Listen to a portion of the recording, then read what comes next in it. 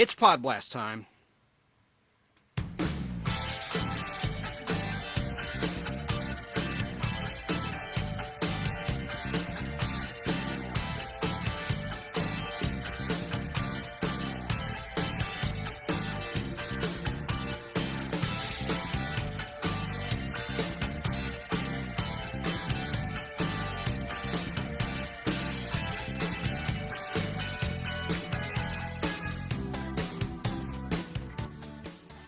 That's right, it's Podblast time.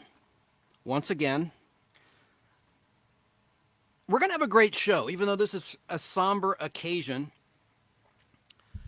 because recently we lost the great Bob Barker, and anyone who's listened or watched this show, The Nostalgic Podblast, for any length of time knows that I was a fan of Bob Barker. He was the guy who babysat us when we were home from school, if you're a Gen Xer like me. Nothing but good thoughts about the guy, nothing but positivity. And I certainly was hoping he would make it to 100, just as I was hoping for Betty White to make it to 100. But in both cases, of course, sadly, that never came to fruition. But all of those great memories on video and film and in the archives. And thank goodness for Pluto TV's Bob Barker, The Price is Right channel, the 24/7 free streaming channel where you can see the 1980s currently episodes of Bob Barker's The Price is Right. But for now, it's Podblast time. We're going to talk about Bob Barker, and I have a really neat unboxing after we talk a little bit about the history of The Price is Right, including the history of the games. And we're going to talk about every single game. And I asked, what's your favorite game on The Price is Right, specifically the Bob Barker era Price is Right, or the current version hosted by Drew Carey. But we want to focus on Bob Barker tonight. But of course, the Nostalgic Podblast is your weird, informative, and hopefully fun time capsule of pleasant memories of days gone by as we forge ahead together in the game of life. This is the Nostalgia Show with a bite. And welcome. I'm Chance Bartels, your host, no relation to Chance the Rapper. We've got a good one for you today, as Steve Harvey would say at the beginning of Family Feud. But we're going to start with a look back at the life of Bob Barker and a bit of the history of The Price is Right. Then later, we'll talk about your favorite Price is Right games. And then we're going to have that live unboxing of an autographed item I sent to an actress that you've seen in many classic television shows and movies that she sent back to me. I've not opened it yet. I'm going to open it live on the Nostalgic Podblast. And if you're listening at Fistful of Radio out of Atlanta, or Apple or Google Podcast or Spotify or anywhere, I would direct you to The Nostalgic, with a C, The Nostalgic Podblast YouTube channel. And you can see the video of this unboxing, or go to the Nostalgic Podblast Facebook group and you'll see the Facebook Live video. And it's titled Remembering Bob Barker, and I'll have the actress's name in the subject line as well, but I don't want to reveal her identity just yet. She was very kind to send me this unsolicited. Well, I solicited her. I sent some items for her to sign, or an item for her to sign, and I can't wait to open that package for you. And then also, if you recall, you may not recall this, I had a rant about when I bought a bag of Tostitos, which is priced at $5.29 plus tax, when I was making nachos, and I seasoned the beef, had all the ingredients ready. I opened the bag, and it's less than 1/3 full of chips. Well, I complained to Pepsico, the owner of Frito Lay, and I have an update from them. I read a response last time, and in case you missed it, it's just a paragraph long. I'll read the response they sent to me when I lodged a complaint on their website with a photo of the open bag of chips, which was basically filled with air. And they actually mailed me something, which I also will open later in the show. But this is a nostalgia show. This is about our collective memories and experiences, no matter what age group you're in. I don't care if you're a boomer, a Gen Xer, a millennial. This is your show. You'll learn about things from before your time. And I have a lot of great audio of Bob Barker and other things I'm going to share with you tonight, as well as a few clips of the actress And she has an impressive list of credits. You'll know who it is when I reveal the actor who sent me her nice autograph. She has awesome handwriting, too. I know from other autographs I've seen that she signed. And this is for my personal collection. This is not, I'm not some joker that's going to try to sell this on the internet or eBay or whatever. This is for my personal collection. And then finally, at the end of this edition of the Nostalgic Podblast, we're going to toast Bob Barker at the very conclusion of this live edition of the Nostalgic Podblast. So let's get rolling.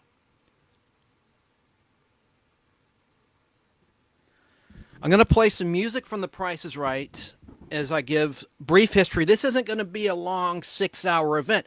The last Nostalgic Podblast clocked in at over 6 hours, where I counted down the top 55 Billboard charted television theme songs that were released as singles. And by the way, I found out, if you tuned in, why there were certain omissions on the list, like number 33, number 16, number 16 through, I think, 11 were unknown. I think I figured out the reason. There were pop songs in that place. I thought it was a list of the top 55 TV theme songs in terms of their sales performance. Just that criteria. No, this was on the pop hits. So that's why there were gaps. I was thinking, guys, because there's ties and there were ties. There were like 4 at number 1. The number 1 top selling TV theme song of all time. There were 4 of them. Equally tied at number 1. And so I'm like, why is this list incomplete? That's the reason. There was no number 16 ranked Billboard charted hit selling song that was a TV theme. So that was the logic there. And by the way, well, I'll get into it later. The rant of the week, one of my fake rants of the week, it's a very real rant, is about a French company that likes to claim that they own music rights to content on YouTube when they really don't, in the hopes that you'll send them money or a royalty. We'll talk about them and expose them later in the show. But this is a nostalgia happy show. But of course, we're sad about the passing of Bob Barker. And I'm going to play now some of the classic music from Score Productions for The Price is Right as we get into the history. So let's continue.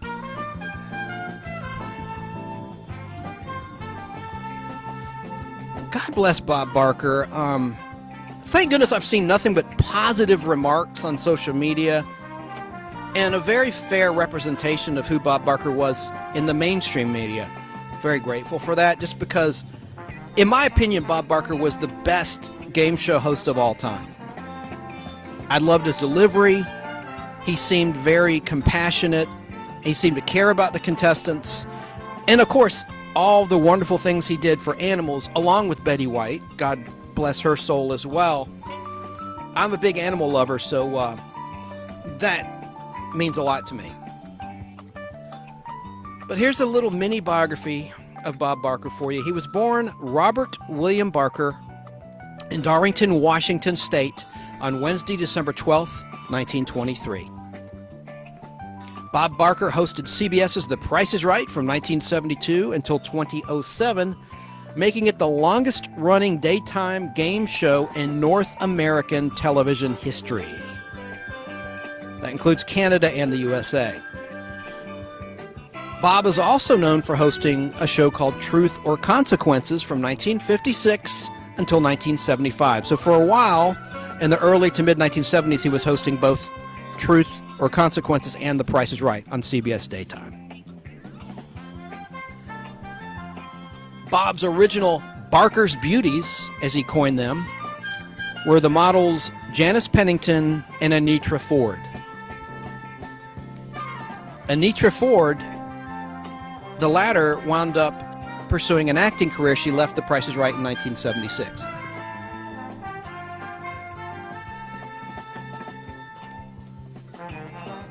She was in The Longest Yard with Burt Reynolds in an explosive scene towards the beginning of that movie, a big fight scene that she had. And she was in the first Wonder Woman television movie, which starred Kathy Lee Crosby as Diana Prince in 1974. The love of Bob Barker's life was his high school sweetheart, Dorothy Jo Gideon. And they were married in 1945 until her death in 1981 from cancer. They never had children, as was the case with Bill Cullen, the predecessor and the first host of The Price is Right on NBC and ABC. Bob Barker stood 6 feet 1 inches tall. His parents' names were Byron John Barker and Matilda Kent Tarleton.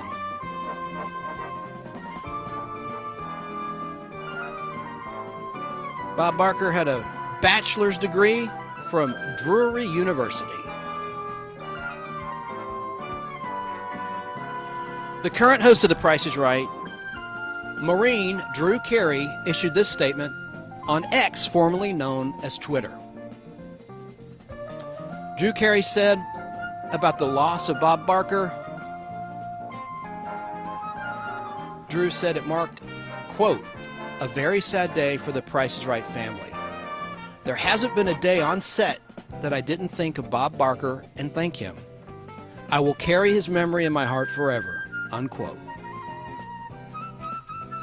As I mentioned earlier, reruns of the Bob Barker era of The Price is Right air 24 hours a day, 7 days a week on Pluto TV for free. Now, back when he passed away, when it was announced that he passed away on Saturday, August 26, 2023, I put on Pluto TV's Bob Barker Price is Right channel, and they had all sorts of technical glitches, which was very annoying. Like they would come back from commercial and show the beginning of the next segment 2 and 3 times, and it would just relay and replay. And I thought, God, I mean, of all days for there to be a technical glitch, and that happens sometimes. I don't know why that happens, but look, I'm grateful to Fremantle Media, who own the Goodson-Todman Library of Game Shows, including Bob Barker's Price is Right, for airing them and making them available to the public since their original air date in the 1980s at all. So, I don't want to look a gift horse in the mouth, but it was annoying noticing all the technical glitches when I'm trying to remember the great Bob Barker, the day that he passed away. I love this music. It's called The Big Banana. If you look on YouTube, there's actually names of these musical cues by Score Productions. The Price is Right, the original version, premiered way back on Monday, September 23rd, 1957 on NBC at 7:30 in the evening. I'm going to read a little bit of history from a book. This is my TV Bible about The Price is Right.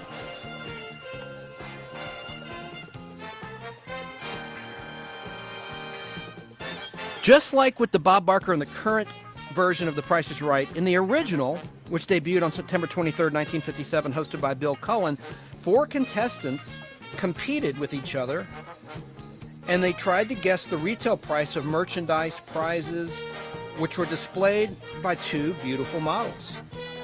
The contestant who came closest to the retail price without going over it won the merchandise. And these were very extravagant prizes, like yachts. I mean, they had very expensive items in the original Price is Right that were up for bids. Expensive jewelry, all sorts of things. And you can see on the Buzzer Network kinescopes of the Bill Cullen version of The Price is Right, which of course are in black and white. And a kinescope is literally a recording on film, 16 millimeter film typically, of a monitor in the studio.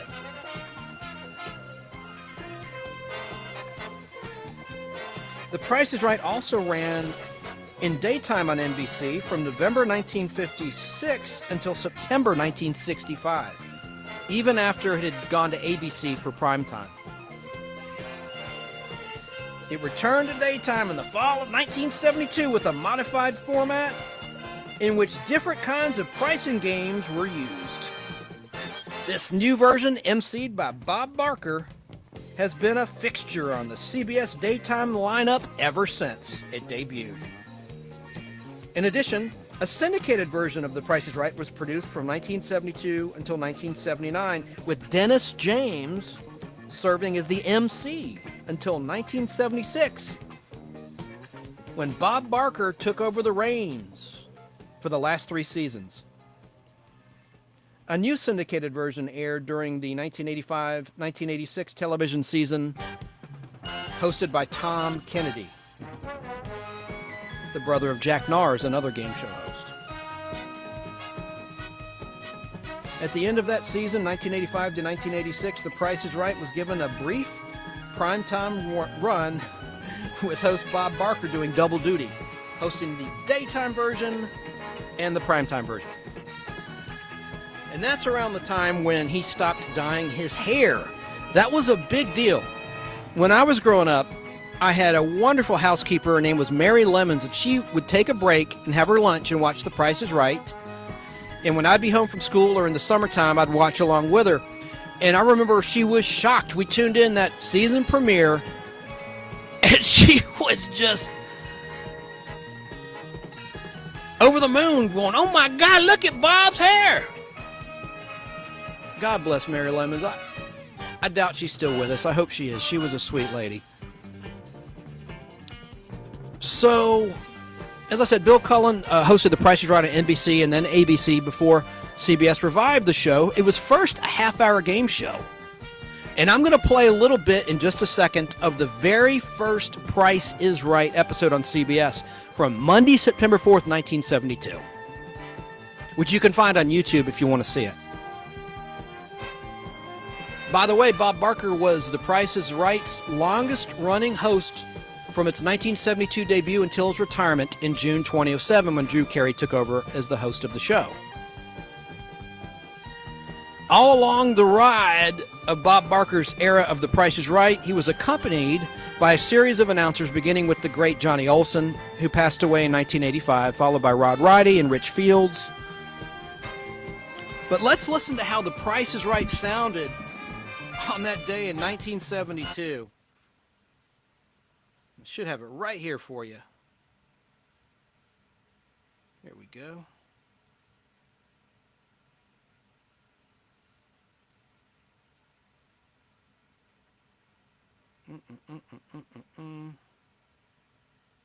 Here's the very first episode of The Price is Right. If I can get it to go for you. You'll hear a slate from Johnny Olson. The Price is Right. New Price is Right, show number 101-10011D, Air TBA. To be announced. A fortune in fabulous prizes may go to these people today if they know when the price is right. Sandy Flournoy, stand up. Paul Levine, stand up. Connie Gunnell, stand up. Myra Carter, stand up. And all four of you, come on down. You're the first contestants on the New Price is Right.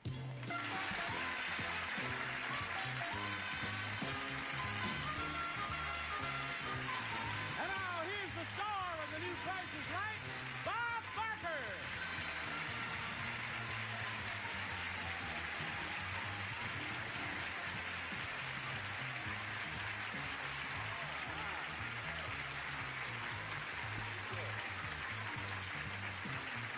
Thank you so much. Welcome to the New Price is Right, and let me assure you, fans of the old Price is Right, that this is your favorite game, still based on the pricing of merchandise, with wonderful awards for smart shoppers.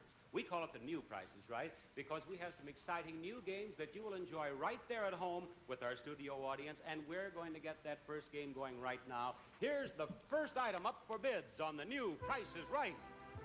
It's a fur coat. Ooh. Stop the tape. Stop the tape. Stop the tape. Bob Barker would not want these episodes to air since he was such an animal rights activist. And the reason that the Pluto TV channel of the Bob Barker era of The Price is Right begins in 1982 is because by that point in time, they'd stopped offering furs as prizes to the contestants. So for historical purpose, I'll keep this rolling a little bit longer, but I just wanted to make that important footnote. These episodes cannot be seen anymore. And they released the best of Price is Right on DVD, I think in 2005 or 2006. Is a great collection of classic Bob Barker Price is Right. Okay, let's resume this clip. And there. Without going over the retail price wins the fur coat. Now, we have rounded off our bids. We have rounded off our prices, that is, to the nearest dollar, so make your bids in dollars and dollars only. And we'll begin with you, Connie. What do you bid for that fur coat? $350. $350. All right, Myra? $900. $900. And I can't see your name. May I? Sandy? $150. $150. And Paul? $1,000. $1,000 for Paul. All right. We have our 4 bids, and here is the actual retail price of the fur coat. $595, and Connie is our winner. Come right on up here, Connie. Let's listen to what the first game was. Here you go, Connie. Come right around here. That's a girl. Up these steps. Right over to that podium. Oh, yes, Connie. I get the impression you're happy. Oh, am I? You are happy. Oh, yes. Now, the fur coat is yours. How would you like to win more? Oh, I'd love to. Do you think you're up to it? Can you stand it? I'll try. Well, we're going to give you a chance to win one of 3 prizes. 2 of them you'd love to have, Connie. Listen to this first prize. It's a range. From the full line of Whirlpool home appliances, a 30-inch electric range features automatic self-cleaning oven, automatically timed oven with rotisserie and high-speed adjustable broiler. You'd like that, wouldn't you? To go with that fur coat? Yes. But, Connie, listen to this. I'm almost afraid to tell you the way you took off with that fur coat. You may win this. Yeah, I see it. It's a prize! See it? This Vega camback wagon from Chevrolet features bucket seats, power steering, front disc brakes, AM radio, and white striped tires. It handles like a little sports car. Vega from Chevrolet, building a better way to see the USA. Bob? How would you like to be driving around in that in the fur coat? Oh, I'd love it. Dragging your range behind you. But, Connie, I said that you'd love 2 of the prizes. I'm not sure how you'd feel about this one. You stay right here, Connie. You might win the money in this piggy bank. Now, there isn't too much money in that piggy bank, I don't believe. Let me explain that here we have 4 spaces, and in these 4 spaces, we'll fill out the price of the car in dollars. Here we have 3 spaces. In those spaces, we'll fill out the price of the range in dollars. Down here we have 3 spaces. We'll fill out the money in the piggy bank in dollars and cents. Now, I'll have you give me a number from 0 to 9. Then it will light up wherever it appears in the 3 prices on the board. Every digit from 0 to 9 appears someplace in those 3 prices, but only once. Now, of course, you want to win the car, so you'll hopefully give me numbers for that price. But if the number you give me should appear down here, then you might fill that price out first, and you win the prize of which you fill out first. Give me a number. We'll start. 5. And let's see where that number 5 is. Number 5 is the last number in the price of the range, Connie. Now, another number that you think might be in the price of that car. 3. Number 3, show Connie number 3. Number 3 is the first number down here. What'd you say? I said, get up there where the car is. Well, there's no way to jump these things around, Connie. We just have to call the right numbers. One more number, though, and you own the range. Try for that car, though. Stay over here behind the podium so we can hear what you say. What number do you want next? 2. Number 2. Where is that number 2? It's up there. There, you're on the right track now, Connie.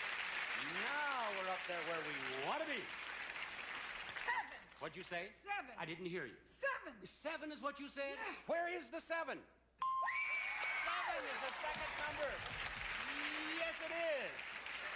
Now, Connie, stay over here where we can hear you. I think I could hear you in the next studio, but that's all right. Stay over here, Connie.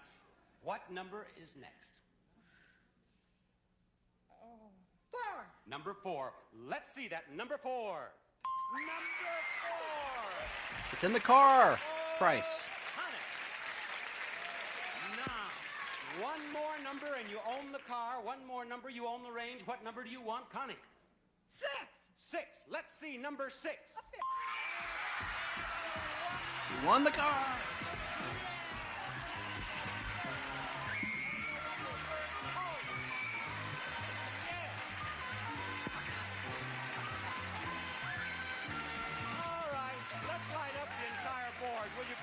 will see that all the digits are indeed there. Connie, you won a lot of prizes. We may have you back in our showcase at the end of the show. You stick around. We've just got started. Stick around. Right after this message, we'll have more of the new Price is Right.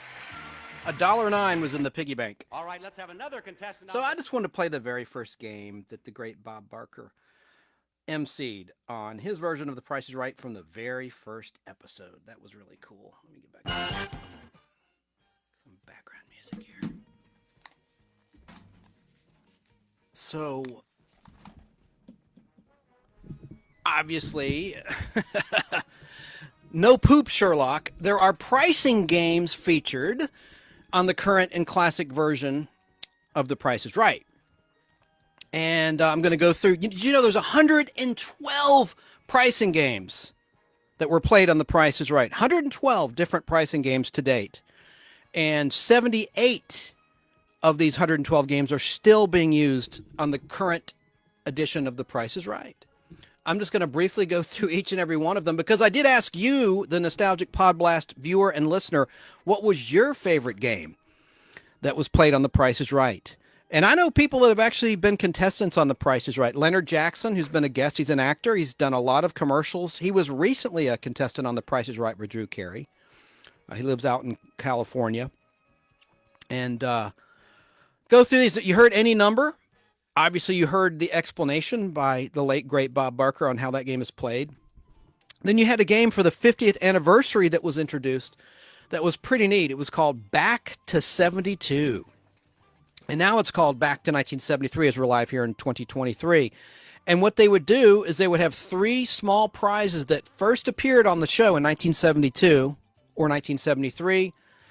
And people would have to guess what the original price was. And the announcer would read the ad copy, the original ad copy from the 70s. It's kind of a cool little game. They were supposed to retire it after the 50th season of The Price is Right, but it was so popular that they fibbed, they brought it back. I guess technically it wasn't a fib because it wasn't Back to 1972. They renamed it Back to 1973 and Back to 1974, et cetera, et cetera. So I think it's cool that they kept that game running because it's neat to see the nostalgic items that they have up for bids. And then later I have an awesome clip of an interview of Bob Barker by the great Tom Snyder from CNBC. Way back in the 1990s. It's an awesome interview I'm going to play for you in just a little bit. So, let me just find the other list, the other games I want to go over with you real quick. The other pricing games. And I was surprised there was a dark horse. So many people pick Cliffhanger with the Yodeler as their favorite pricing game. That wouldn't be mine. My favorite one is Punch-a-Bunch, where you would punch out, you'd have to earn as many punches as you could, similar to Plinko. Plinko was overwhelmingly the most popular game of viewers of The Price is Right when I polled them, when I asked them. But I like Punch-a-Bunch because I like that element of surprise where greed might sink you or make you win a lot of money. Because you could punch $1,000. Do you want to give it back and see what else you have in the remaining 3 punches? Or do you want to keep the money? A lot of times that burns people's butts when they decide to go on. A game that I really think is interesting is Temptation. And that's one where there's 4 different prizes, but you can instantly win all 4 prizes if you stop. But if you go for the grand prize, which is usually a car, it's almost always a car or vehicle of some sort. If you're off by 1 number, you lose everything. So I always thought I'd keep the damn prizes. If I was offered to play Temptation, I would quit while I was ahead and just keep all of the 4 prizes and not be greedy. And then you had a game called the Balance Game. These are in alphabetical order, which was a prop bag of money representing the last 3 digits in the price of a prize. And it's placed on one side of a balance scale. This is one of my least favorite games, and I would suck at it. That's probably why I don't like it. And the contestant is shown 3 more bags, and you have to have it weigh properly on the scale. That's the balance game. And then you have the bargain game where 2 prizes are shown, each displaying a bargain price lower than the actual retail price. The contestant wins both prizes by choosing the one that has been marked down farther from retail. I don't like the games where they just have to. Danger Price is an interesting one too, where you have to avoid a certain price of typically 4 items. But I don't like the ones where it's just either or. They're just kind of boring. I guess they do that to hurry the show along if they're running over. But that to me is one of the most boring games to watch. And then you had a game called Bonkers. Bargain Game was one of those games I just referred to that I dislike. That's just me, Chance Bartels. That's just my opinion. Opinions are like rear ends. Everybody has one. There's no right or wrong opinion. Bonkers was when a game board displays an incorrect 4-digit price for a prize, and it has 8 spaces, 1 space above and 1 space below each digit. And the contestant is given 4 markers to place on the board, and they have 30 seconds to determine which is the correct digit in the prize, if it's higher or lower than the digit displayed, placing a marker above or below the incorrect digit to denote their choice. The contestant then presses a button. The contestant wins the prize if the guessed pattern is correct. If the guess is incorrect, a buzzer sounds and the contestant must try again, not knowing how many digits are wrong or which ones are wrong. And then you had the bonus game. Let me just go through these quickly. I don't want to bore you to tears with these, but there's some that'll surprise you. And there's some games that are retired and that are banned, like a game called Bump that I've talked about in the Podblast before, where Diane Parkinson would swing her hips onto a little toy train to the price that the contestant thought was a bogus prize or an incorrect price of a prize. I said price of a prize. So you've seen the bonus game where a contestant is asked which of 4 small prizes is priced higher or lower than the incorrect retail price given.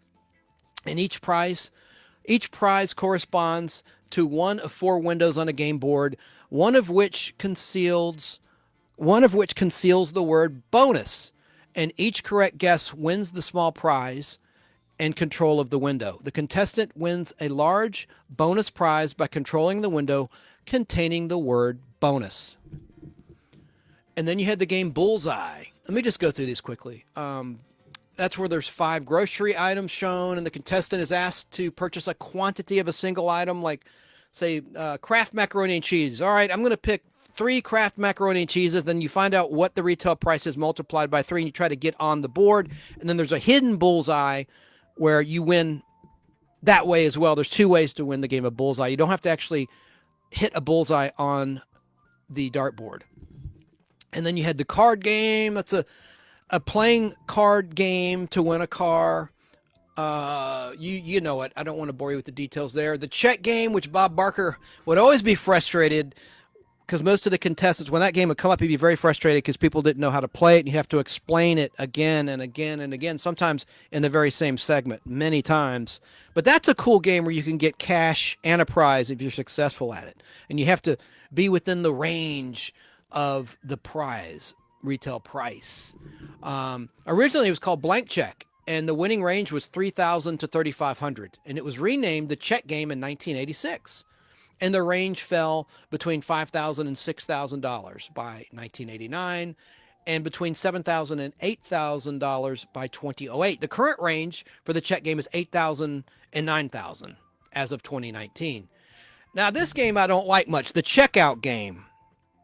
That's where a contestant is asked to individually price 5 grocery items, and typically it'd be a female model, although now sometimes the guy models work the cash register. You know, that's fine. I'm just saying it used to be one of the lady models that would do that.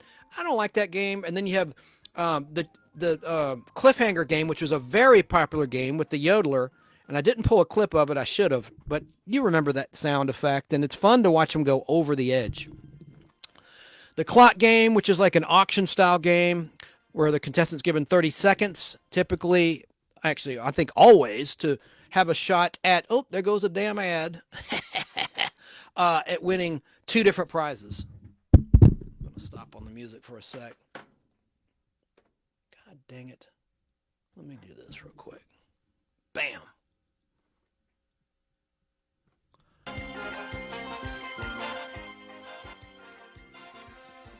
This segment brought to you by Walgreens. And then you had a game called Coming or Going, where a contestant is shown a prize and the numbers in a 4-digit price, which are displayed on a shelf, and the shelf can be tilted in 2 directions, coming or going, producing 2 possible prices, one being the reverse of the other. In order to win the prize, the contestant must tilt the shelf in the right direction. And that's similar to the game of Bump. But I like the shell game.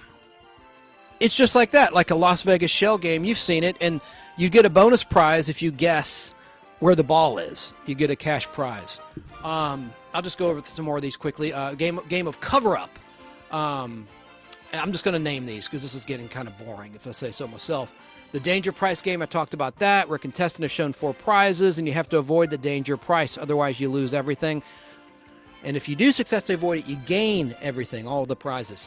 Then the dice game. I like this game, where you play for a car, and you roll the dice, and you try to decide if the price of each individual digit is higher or lower than the die that you rolled.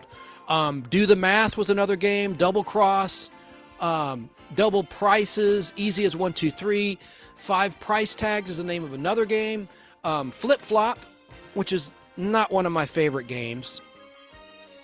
And in Flip Flop, a game board displays 4 digits and the price of a prize arranged in pairs on 2 panels, and at least one of the pairs of digits needs to be reversed. The contestant may flip the first pair or flop the second pair or flip-flop both pairs. It's very confusing. I would stink at that. That's why I don't like that game. Freeze frame game, gas money game. That's one of the newer games. I like that one because there's a cash component as well as winning a vehicle or a car or a truck or SUV. Golden Road. This game's interesting because usually the grand prize is like a Porsche or a SUV, not a Class A motorhome, but an expensive, I said SUV, I meant motorhome. You'd have like a camper or, an extravagant prize, close to 6 digits in the current edition of The Price is Right. And typically they'll play that in the primetime Price is Right specials hosted by Drew Carey. Golden Road. You just follow the golden road till you get to that grand prize. There's several prizes. The grand game, that's a cash game I like, where you start at $1 and then $10, $100, up to $1,000. Now it's $10,000 in the current grand game. It's more like the 10 grand game these days. Gridlock is a game with little cars. You've seen it. The grocery game, I talked about that. I don't like the grocery game. Half Off. High-Low. The Hole-in-One game. This is the golf game. And I love watching this with Bob Barker because Bob was an avid golfer, and he would give a practice putt and an inspiration putt, he would call it. And he usually would sink a hole-in-one, and he would have a running tab with the crew. How many is that I won in a row? How many is that I sink in a row? And that's fun to watch in the classic Bob Barker Price is Right. And it's always for a car. And with that one, there's also a cash bonus component where you have products you have to put in order of least expensive to the most expensive, and they're little flags like you see on a golf course. And you get a $500 cash prize originally if you got all of the prices correct of the items. You'd always start with a dentine gum, right? It'd always be bubble gum or dentine gum that was the cheapest item in the hole-in-one. And then let's see, what year was it? They changed it to here it is, in October 10th, 1986. The contestant got 2 chances to win. You had 2 shots at making a hole-in-one, and they changed the name of the game of hole-in-one to hole-in-one or 2, which is the way it is to this day. Other games, Hot Seat, it's in the bag. With the grocery bags, and you have to match the prices up. Let 'em Roll, that's a dice game with a cash component, usually for a car is the grand prize. Line 'em Up, Lucky 7, that was a favorite when I asked what's your favorite Price is Right game. You know the game. I don't want to be repetitive here, but that's where you have to have at least $1 to buy the car. And you would guess. And I guess the trick is I would always start with a 5. Go in the middle to increase your odds of still having $1 at the end of the game to buy that car. Magic number game. Make Your Move game. Master Key, that's a fun one. I think it was introduced in 1983. And usually they give you 2 shots at 2 keys. And one of the keys will unlock all 3 prizes. There'll be a vehicle, usually a car or SUV, instead of a motorcycle. There'd be a vehicle as the grand prize, and they'd have a secondary nice prize, but not as nice as a vehicle. And one of the keys will open nothing. So you want to avoid that, and you want to get the master key, which will open and unlock all of the prizes that are literally attached to a giant padlock, a prop padlock. The money game, that's the one where the contestant has 4 shots at getting the first 2 and last 2 digits of the car. That one's okay. I like to watch that one. I'm sure you do too. More or Less was another game. There's another game called Most Expensive.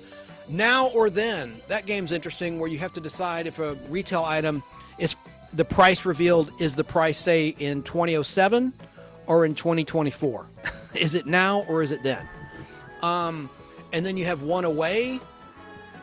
A contestant has shown an incorrect price for a car, and each digit is displayed in either one higher or one lower than the correct digit in the price.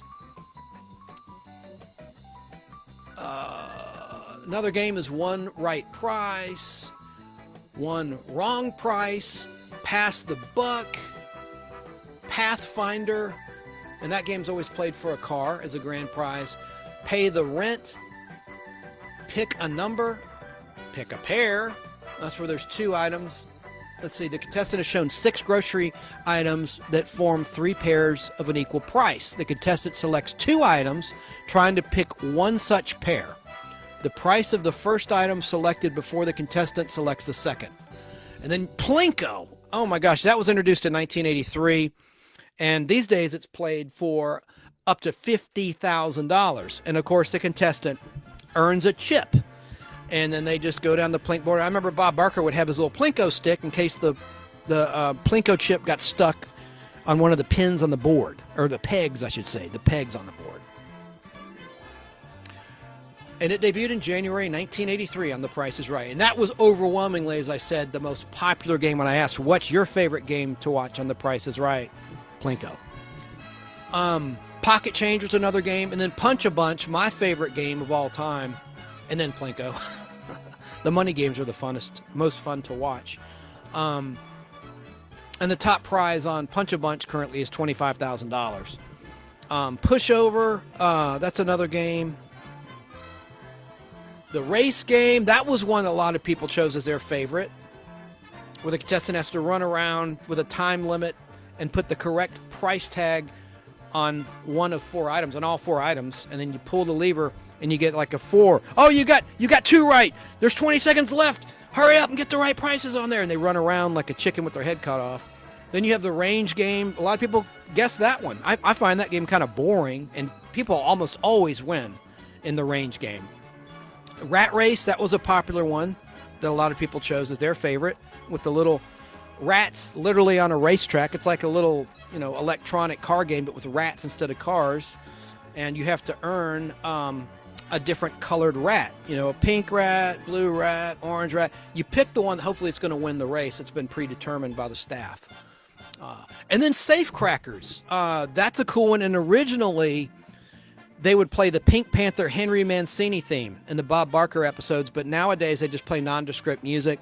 It's such a shame, like in the wake of the Napster deal, that music rights have become such a challenge. But I love when they would play that Pink Panther theme. And also the showcase showdowns were better and more theatrical in the Bob Barker era Price is Right episodes. And they had all sorts of cool music too. Like they had the doggone Star Trek The Motion Picture theme by Jerry Goldsmith, where they would have like, your showcase takes you into the 25th century. And they'd be like a futuristic theatrical production.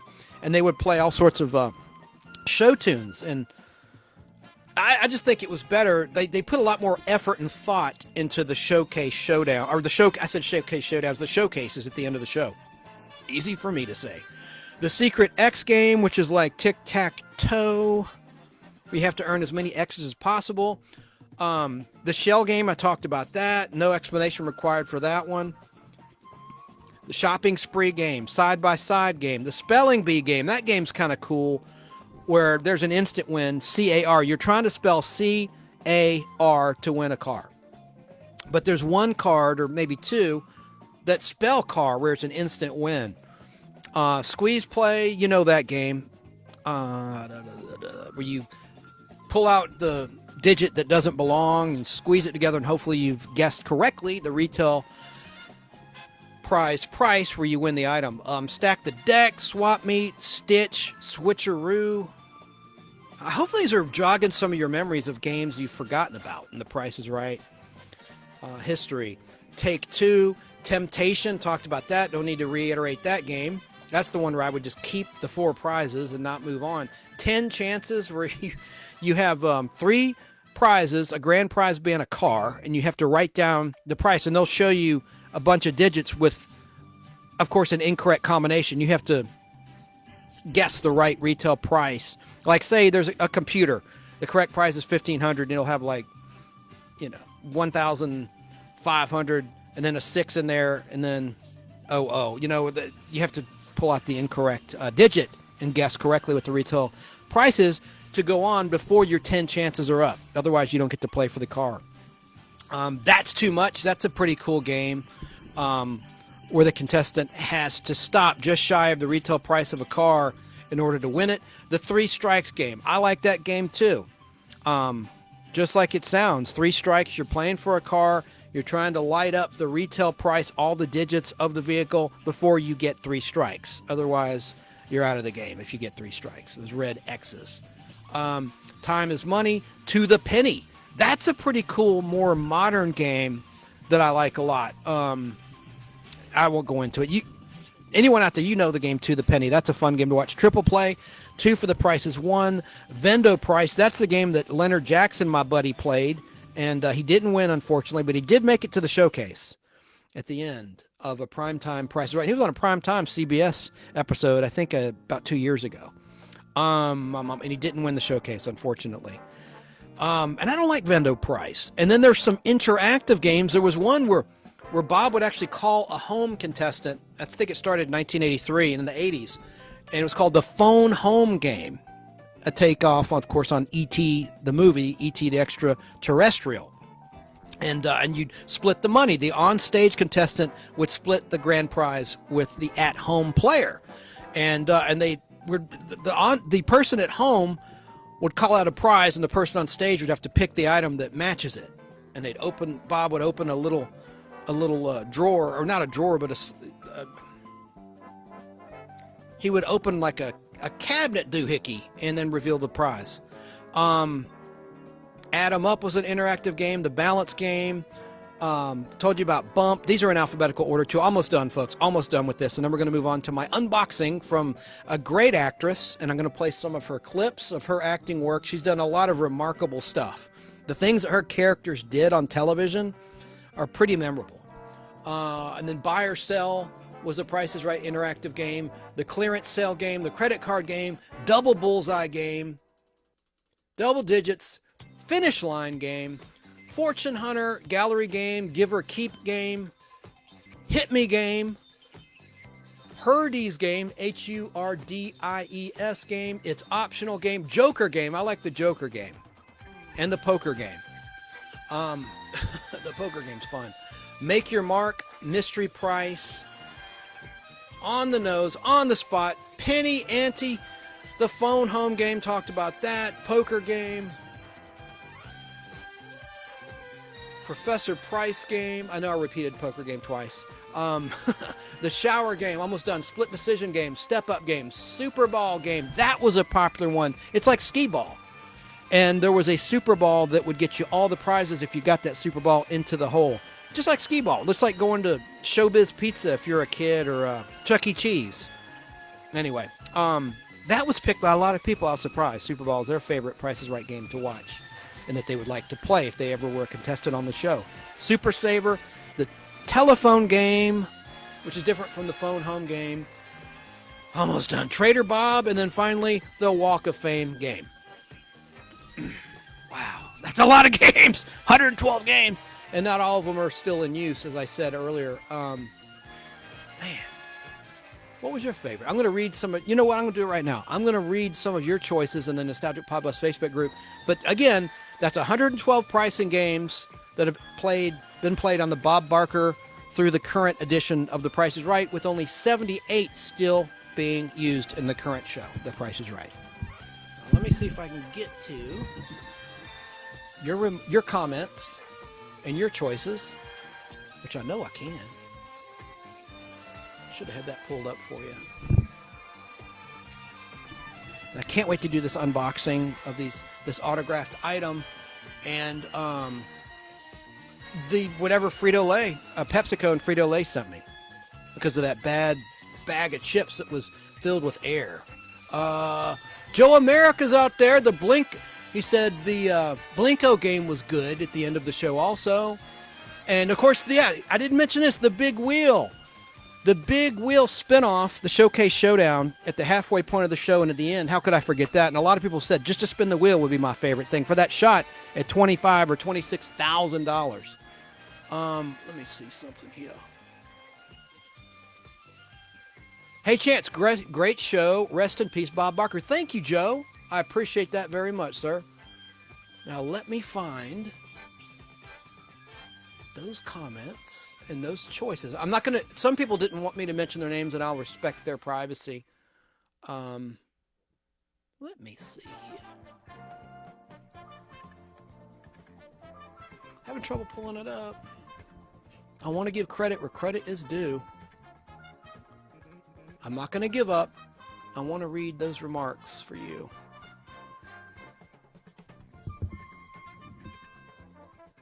Turn this down a little bit. For some reason, I can't pull them up. And we're about to move on to another topic. All right, I think I can get it now. Apologize, listeners. This is pretty bad. Pretty bad of me. All right, now I finally got it.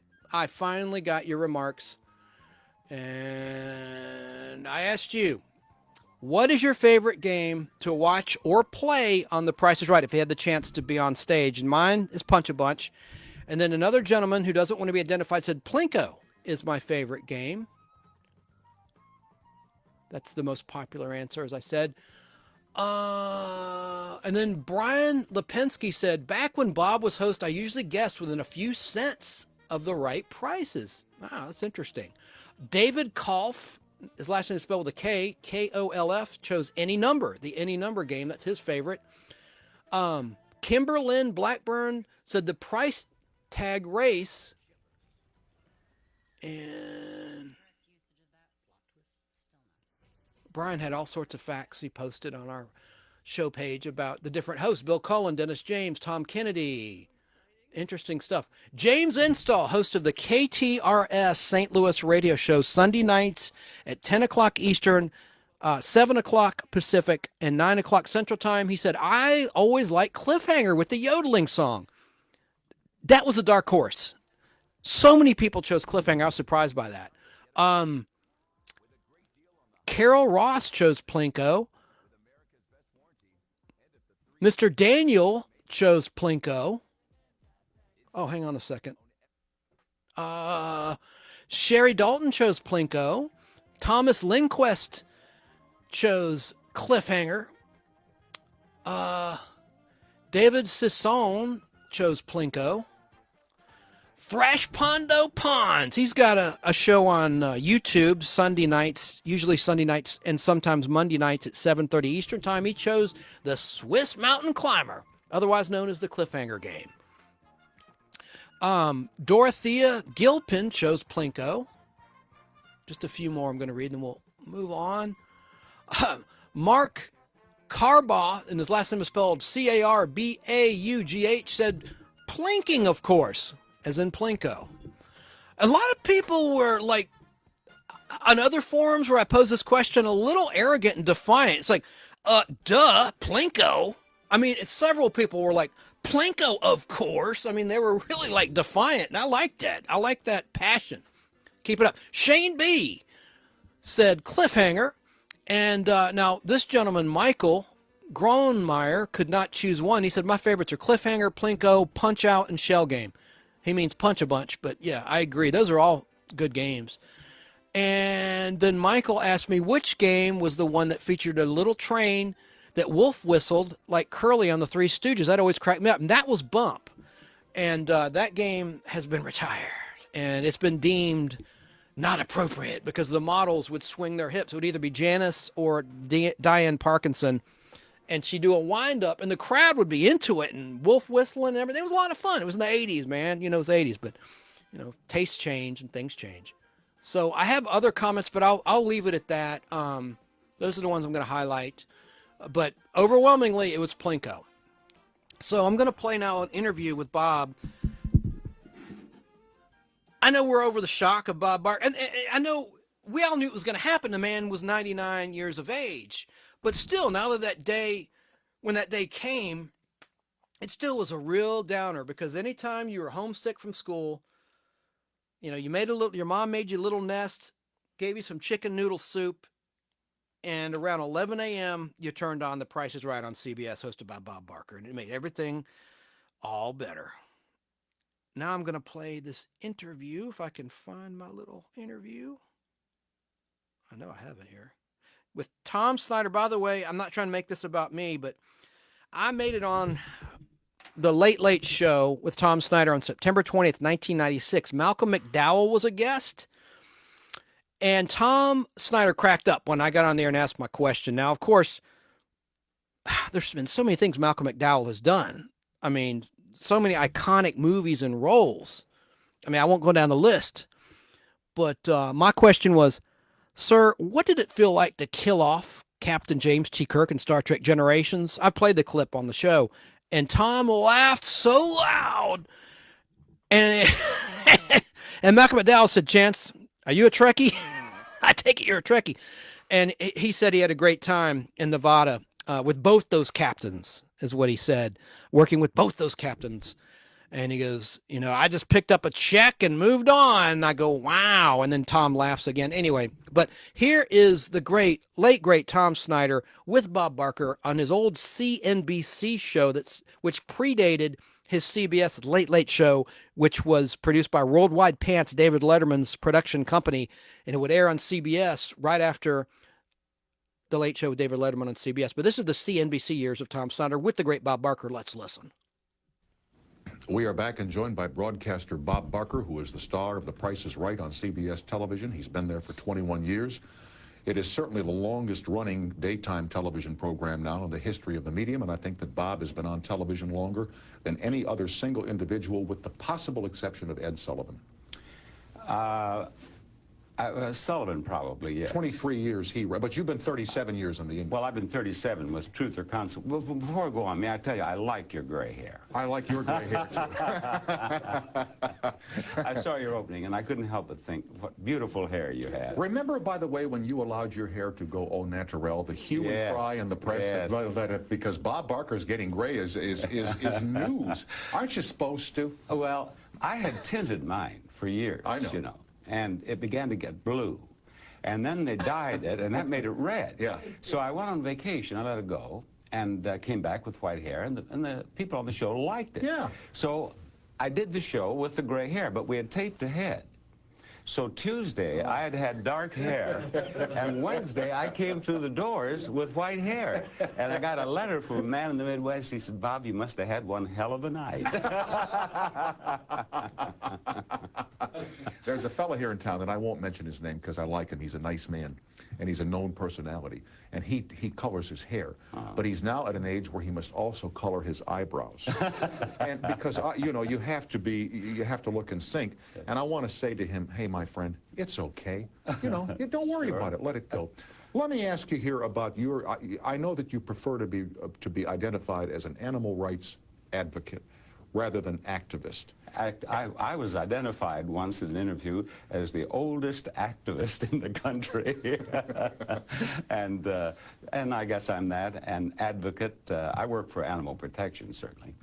Let me ask you here about extremes, because I think there are extremes in all agenda. Of course. I've often wondered what it is about the dolphin. and I don't dislike dolphins. I don't want to see them killed. But if now and again one gets caught in a tuna net, I wonder if it's worth an international hue and cry. And I have to believe it's something to do with Flipper, the television program.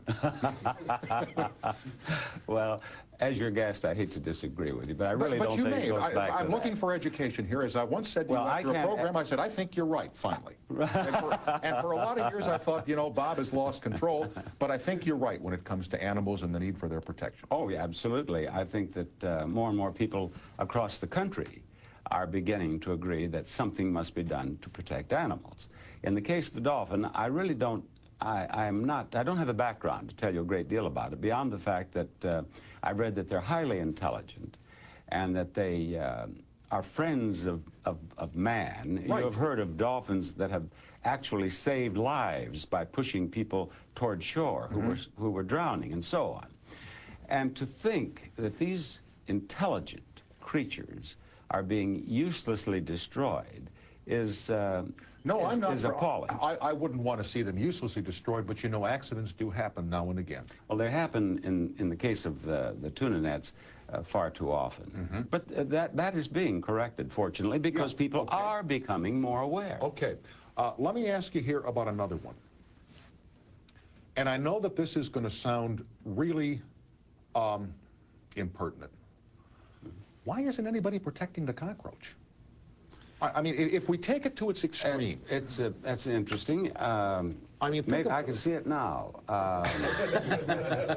Bob Barker, director of Americans for Cockroaches. But send me money, please. But we have huge industries that are set up to exterminate pests, whether they be rats or cockroaches or mosquitoes, ants, et cetera, et cetera. And by the way, I have nothing. But an extremist could really take it to the extreme and say we have no right to do that. I know of no one who has. No, but after tonight. But you probably planted the thought. So what is advocacy and what is radical behavior? Well, in my own case, it has been gradual. I had always loved animals. And as a kid in a little town in South Dakota, my mother and I lived in the only two-story building in town, a hotel. And when she wanted me, she would go up on the roof of this hotel and look for the dogs. And when she saw a pack of dogs, then she'd know that's where I was. And she'd fetch me. But as I grew older, I contributed to animal protection organizations, but I was not active in their work. And about 15 years ago, I was asked to be the chairman of Be Kind to Animals Week here in Los Angeles, and I accepted. And I did television interviews and radio interviews, newspaper interviews, and as a result, I was invited by organizations to participate in their work. And I accepted some of them, and as I began to do some of this work, and I began to do more reading and became aware of the terrible exploitation of animals in the United States, in the world. Like thousands of other people, I just felt compelled to try to do something to rectify the situation. So I started out very gradually. I, as an example, had never even thought of being a vegetarian. I had read that it was very healthful. Right. But because of my concern for animals, I decided to become a vegetarian. Not totally. I first gave up red meat and fowl. And I felt better. And I went in for a physical, and my doctor said, whatever you're doing, keep it up, man. He said, you are in great shape. And then I gave up fish and all meat. And I felt better. And so I can understand now why so many Americans are becoming vegetarians, not because of their interest in animals necessarily, but because of health. Interest in their own good health. Let me ask you here, I've only got a minute left, so the answer will have to wait till the other side of the break.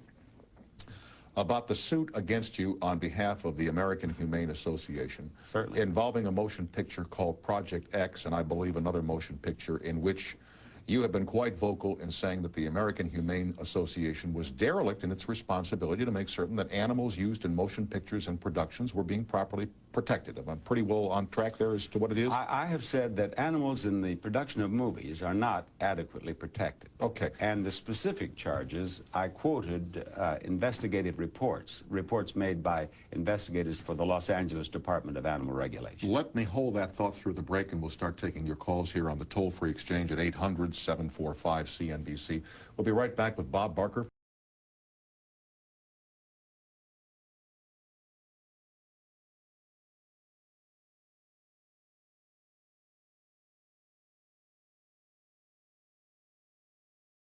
With something that I mentioned previously, but you might have missed it. On the day that Bob Barker died, back on Saturday, August 26th, 2023, I tuned in, as I'm sure millions of other people did, to the Pluto TV free streaming Bob Barker Price is Right era channel. And they had all sorts of technical glitches. And it was kind of upsetting. I don't think it's because the system crashed because of so many people tuning in. I've seen this happen before on that channel where they'll go to commercial, then come back and it'll show a little bit of the next segment. And then it'll skip back to the beginning of that segment, do that 2 or 3 times. And then the end of the show will get cut off, like when they reveal who won the showcase at the end. And I don't know. I just thought, man, that's pretty bad. But I do appreciate that channel. And did you know Adam Sandler is the current director of The Price is Right? No, not the Adam Sandler who acted with Bob Barker in Happy Gilmore, which was released by Universal Pictures on February 16th, 1996. I'm sorry, Universal Pictures. What did I say? It was a Universal picture. I'm talking about another guy named Adam Sandler. And I used to think it was the Adam Sandler. I first noticed that credit watching a primetime Drew Carey Price is Right special. And at the end, it said directed by Adam Sandler. And I thought, no, couldn't be. Could it? Because I knew, he'd worked with Bob. I thought, man, maybe he's doing this on the side. But I'm sure that's well below his pay grade. Movie producer, director, actor, Adam Sandler. But anyway, I think that's interesting. Adam Sandler is the name of the current director of The Price is Right. Let's get back to a little bit of this interview. I think it's really, really interesting. And then we're going to move on to another topic and do this unboxing of some autographed items or item. I'm not sure how many items she sent back to me. It's stuff I mailed her, and I'll reveal who that is in just a moment. And then got some quick stats of contestants, the top 3 highest earning contestants in game show history. But let's continue with this interview with the late, great Bob Barker, talking with Tom Snyder on his old CNBC show in the early 1990s.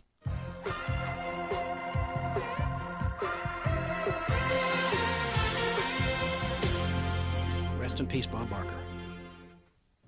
Look closely. Can you... We are back with Bob Barker talking about The Price is Right, which I want to get to in a second. But the lawsuit that they filed against you, what is their beef with you? I mean, it's not like you're against animals, for heaven's sake. Oh, no, absolutely not. In 1987, Nancy Burnett of United Activists for Animal Rights and we had heard rumors about the chimps in this movie, Project X, being mistreated. And we accumulated enough evidence to get the city attorney interested, and he had the Los Angeles Department of Animal Regulation do an investigation. Right. Now, the first thing I did, I should say, is that I went to the then director of the Hollywood office of the American Humane Association and told her about what I had heard.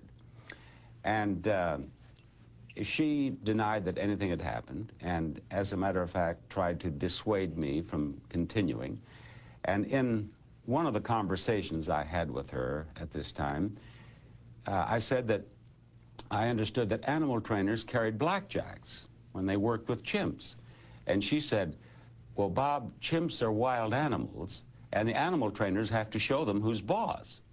And I decided that if this reflected the philosophy of the organization that had the obligation of protecting animals in movie production, we've got a problem. We have to pursue this. So we did, and we accumulated this evidence. They did this investigation, and the Department of Animal Regulation for the City of Los Angeles asked for charges to be filed against 6 animal trainers for 18 violations. But unfortunately, the statute of limitations had elapsed on the most appropriate charges, so they were not filed. But Nancy Burnett's organization went to the city and under the Freedom of Information Act secured the investigators' reports. And the reports were shocking. So we took those reports, and Nancy's organization ran ads in Variety quoting from these investigators' reports in an effort to awaken the industry to what is really going on in the production of movies, so far as animals. Suffice to say that they are now suing you for a combined total of $20 million. That's right. And that's still in the courts, and the decision is yet to come in. We have been in the suit for about 3.5 years, and... How much does this cost you? Oh, it's cost me hundreds of thousands of dollars Really? out of my pocket. Of course. But I feel that it is money well spent in that if we can ever get them into court and present the evidence that we have accumulated over the years, I think that it will awaken moviegoers to the fact that this whole system has to be changed. At one time, we thought that if the American Humane Association were replaced, everything might be all right. Right. But we no longer believe that.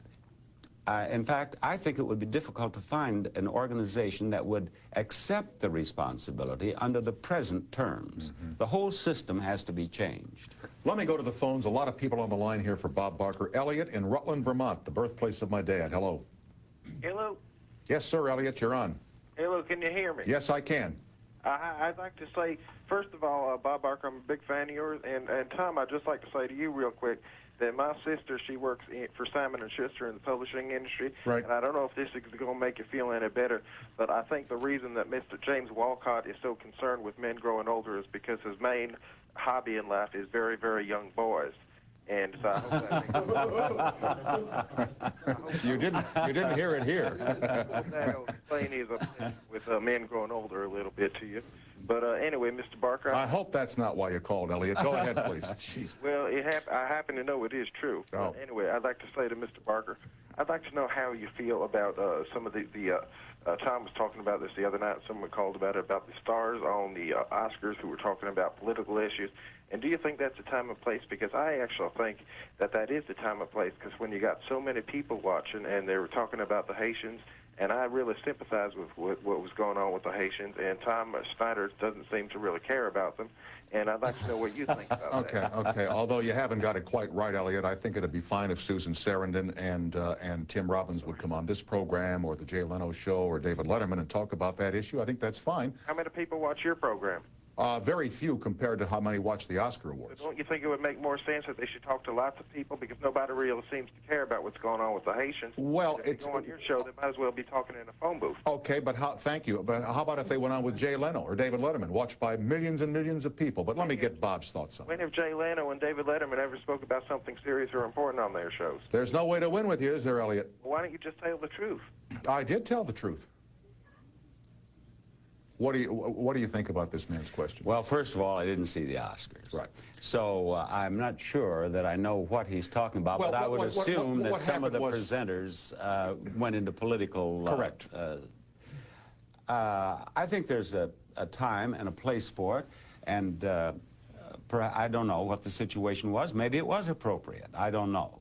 I know in my own case, I've for many years closed my show with help control the pet population, have your pets spayed or neutered. Right. And people it's reached a point I can walk into a bar. Stay neutered.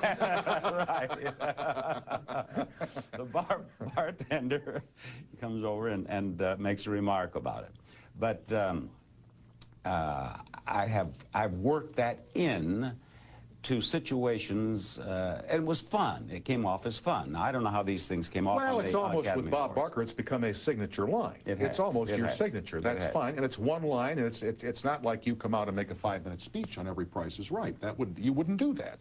One time I had the late Mark Goodson on Price is Right as a guest, and he said, you know, Bob, if anything ever happens to me, he said, I want to come back as one of your dogs. I said, Mark, you got to remember, I have my dog spayed or neutered. He said, forget that, forget that. Back with more of your calls for Bob Barker of The Price is Right, and eventually on to the rest of our program. We will continue after these messages on the CNBC TV cable network.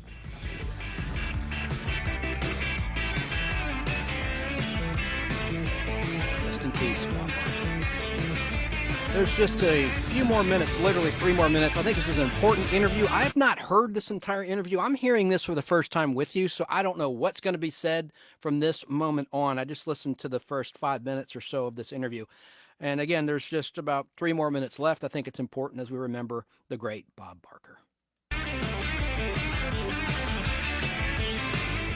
And Tom Snyder. Tom Snyder is one of the greatest interviewers of all time. Underneath Akron, Ohio, hello. Oh, hi. Hi. Oh, hi. Hey, Bob, I love your show. I watch it all the time. My Good for you, question John. what's the craziest thing a contestant ever did on? There are several. Should we tell him? Yeah, go ahead. We were just talking about it, John.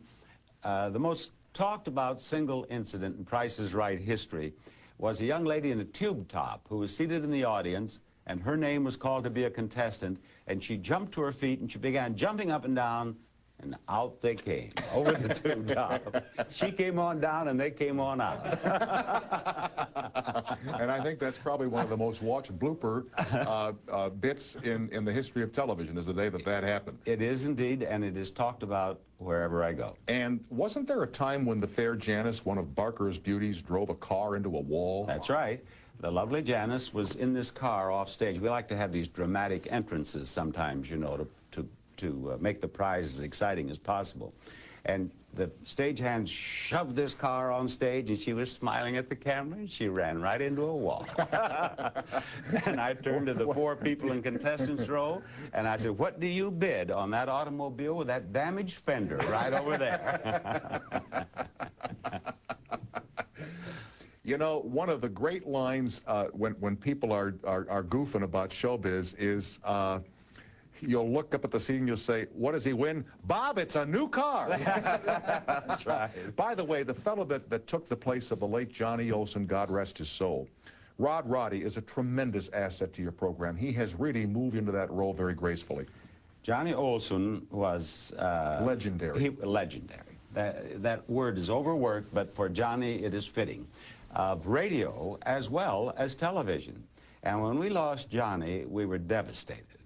But we were so fortunate in finding Rod. Rod's in his 8th year on the show, and I keep reminding him I've made him a star. You're right. Also, Rod has not missed a lot of meals. You know what I mean? No, no. We ought to get Rod on the vegetarian program. Well, he wants to write a book. He wants to write a book called Come On Down, and the idea is to come on down and wait. Oh, I see. Okay. And I've convinced him it will never sell until he loses weight. Yeah, exactly. Yeah, it won't. You ain't going to buy a weight loss book from a fat man. Right. And the reason we can talk like that is he's not here now. That's right. Here's Tammy in Wethersfield, Connecticut. Hello. Good evening, Tom. I'm 22 years old, and I enjoy your show. Thank you. I find it very entertaining Thank and you. informative. My question about Barker, Sure. Mr. Bob Barker? Yes. Yes, I've been watching your show since I was 5 years old.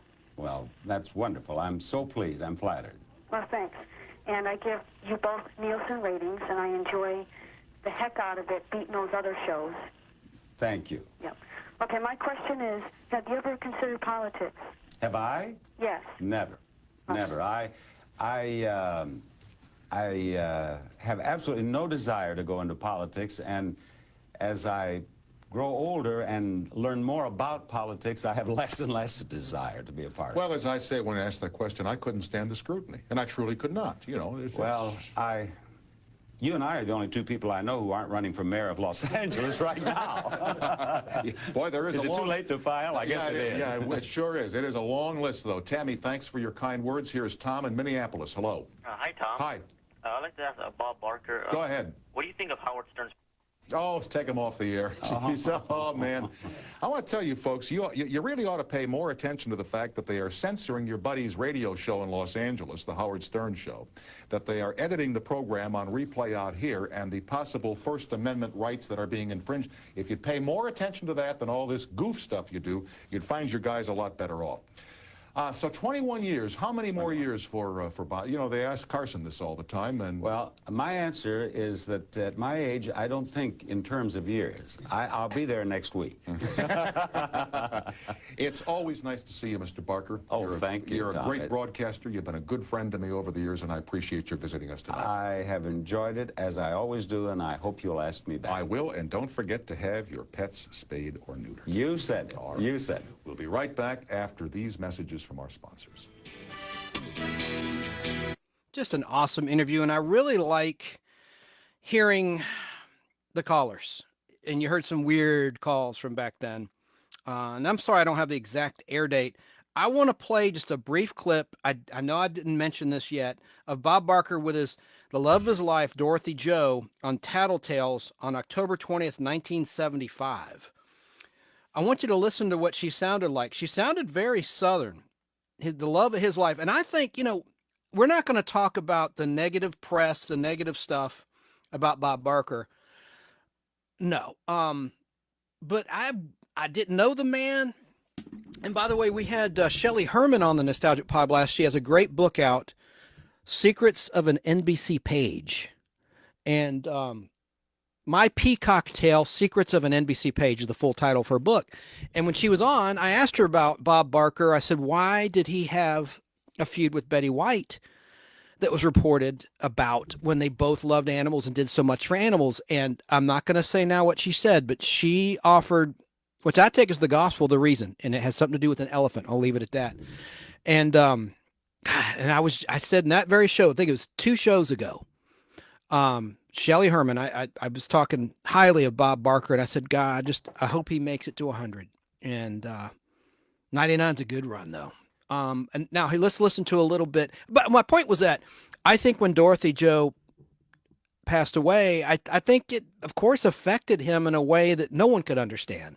And maybe he ran wild. I don't know. But let's listen to him with his wife on Tattletales, hosted by Bert Convy, real quick, as we all remember the late, great Bob Barker together. Star of Tattletales, Bert Convy.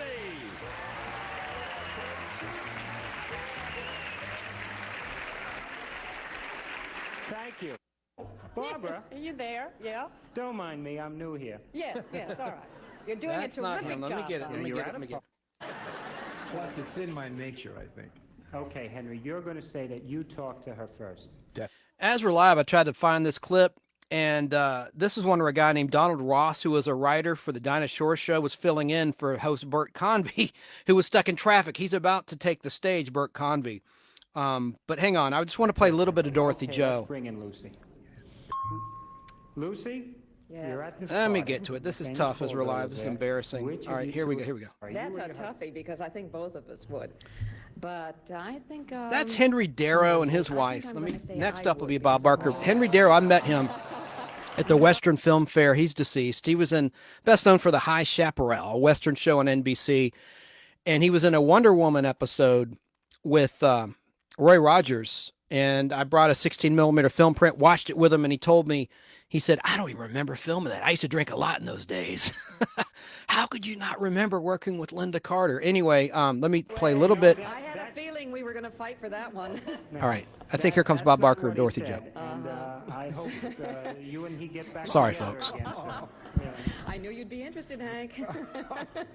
Okay, you don't get a share of that No one, more Lucy and hassles Henry. at parties, then. Bob, I said she's what not do you gonna think about this? I think that Dorothy Jo would be more interested in talking with her, and I will tell you why. She would want to find out if I had ever talked with her before, you see?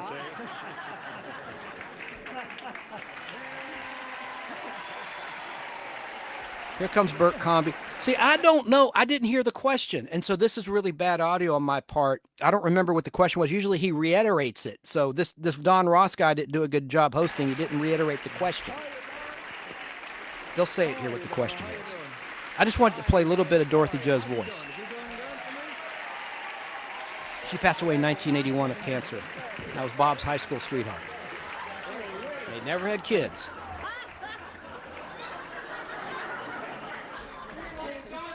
Oh, really? That's good. There's only two of us to split the money now, Donald. Did you have fun? Yes, I had a terrific time. I only have one regret. What is that? I have to return the tattletale jacket they gave me. No, you don't. No, they said it was your jacket and you had to have it back. You gave him my jacket? I'm Well, gone he didn't. 5 minutes and they gave him my clothes? The body isn't even cold yet. They're giving my clothes away. Look it on the bright side. They What? rented it to me. Oh, do we get to split the rent at least? Good luck. Thank you, Donald. Donald Rossford. All right, get to Bob Barker. I'm glad you could make it. When I tell you the real story talking of to a why clip I'm from late, 1975, which I can't folks. do I've on lost the my air, mind. Maybe you'll read about it. I hope Annie doesn't October hear about it. 20th, I hope Annie doesn't hear about 1975, it, too. Tattletales. Where are we in the show, by the way?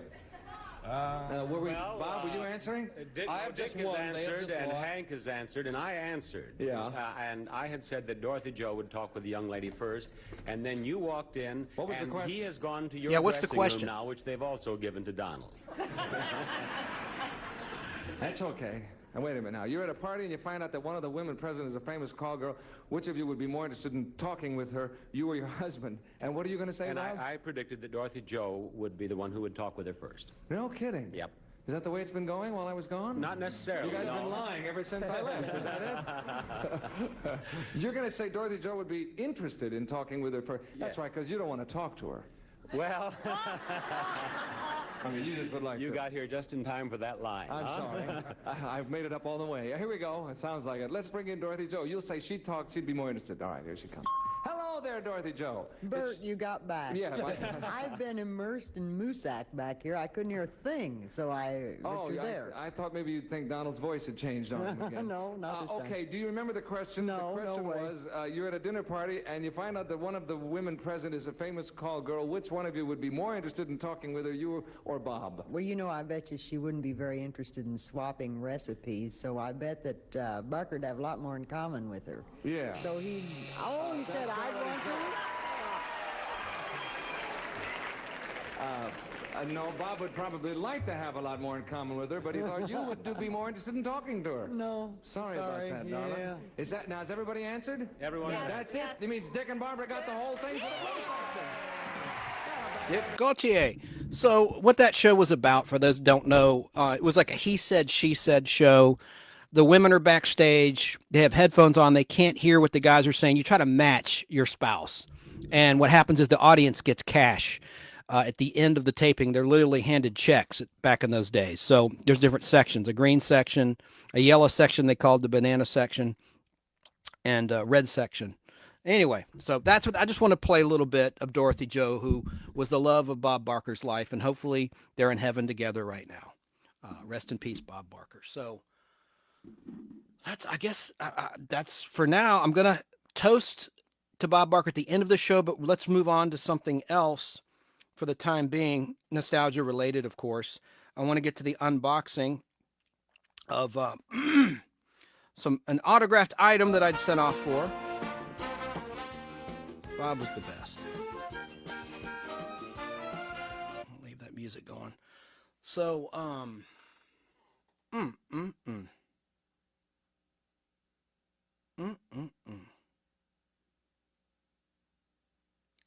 I guess it's time for me to reveal. It's almost unboxing time.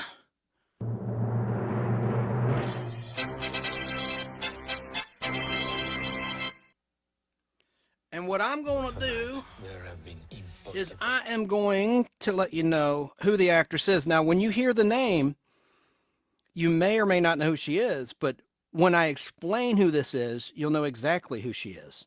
And I'll give you some tips on things you can see that she's done. And you've seen a lot of the shows, the television shows. She was primarily a television actress, but she also did some movies too that you've seen. Let me find this real quick. I've got to get her clips ready. And for the reveal,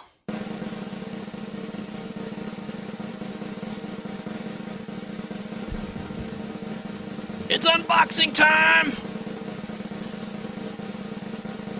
Through the show, I'm not going to announce, of course, her address. I found a mailing address where people have written to this person and asked for an autograph. And of course, I included some scratch for her time and for postage and whatnot.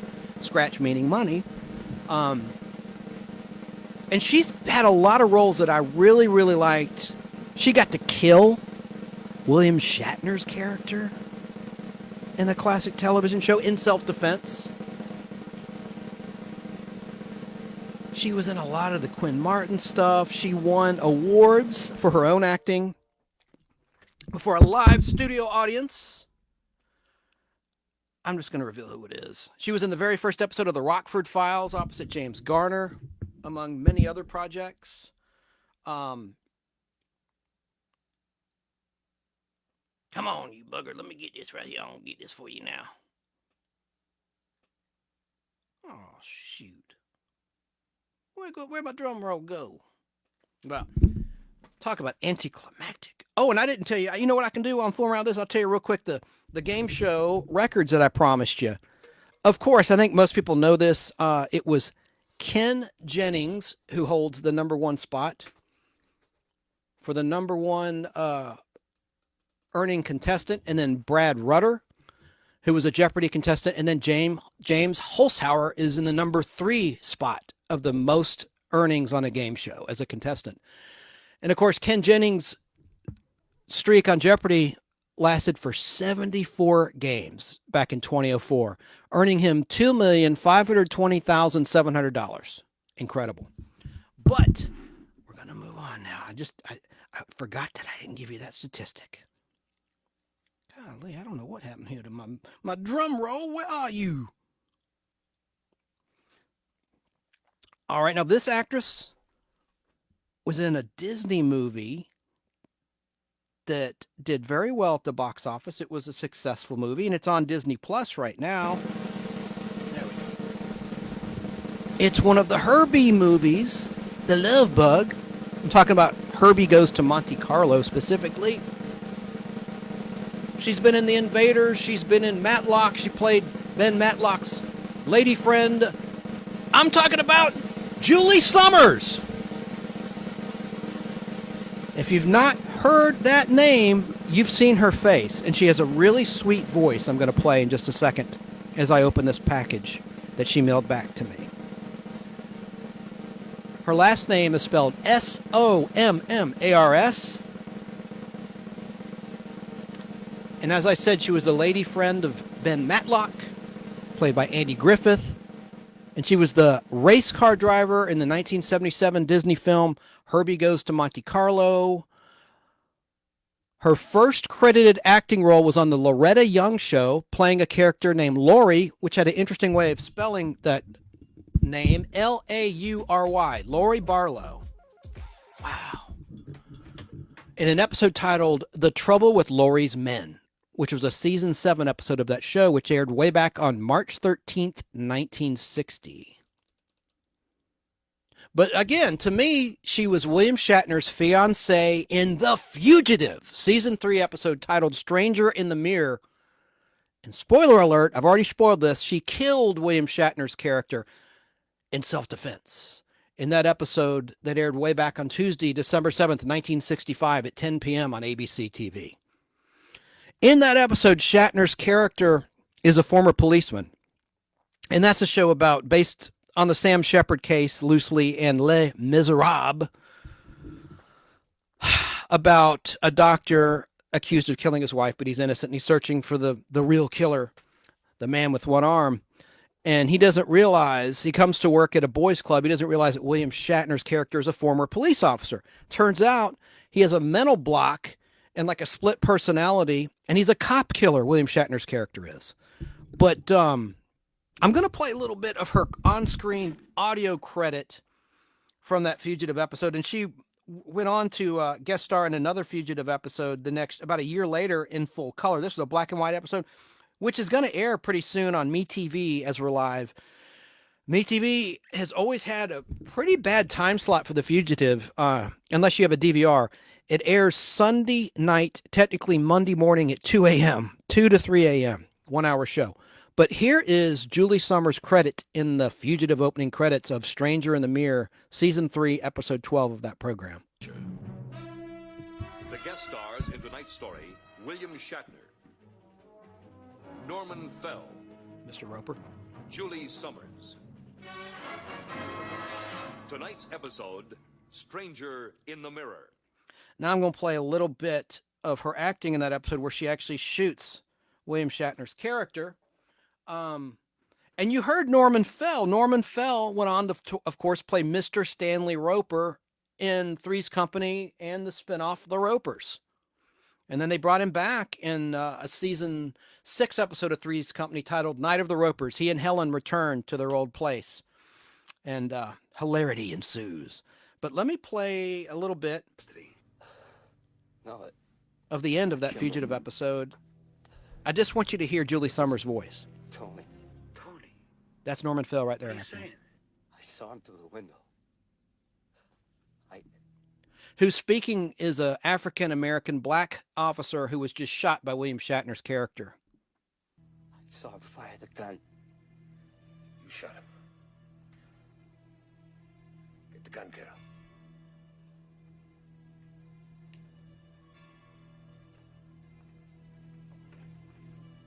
She's got the gun. Come on, Tony. Come on. Our hero, Dr. Richard Kimball, played by the late, great David Janssen, who passed away way back in 1980, is trying to get Shatner's character to face justice. And they're in a cabin. They're holed up in a cabin, and Shatner's character has smashed out one of the glass panes, and he shot that cop, the black officer.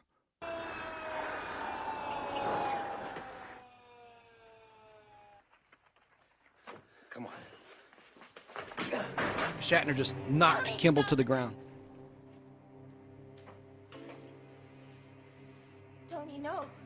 No.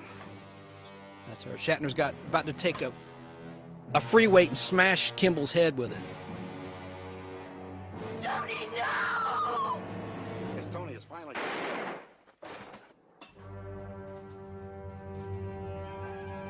He's shot in the chest by his reluctant fiancée, who had no choice.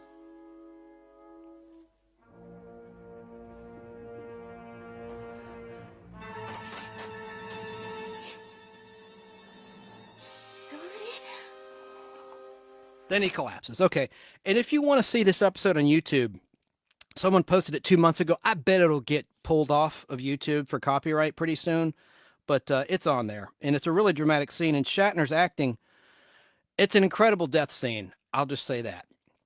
But I always liked her voice. That's Julie Sommars in that Fugitive. I'll get to the unboxing in just a second.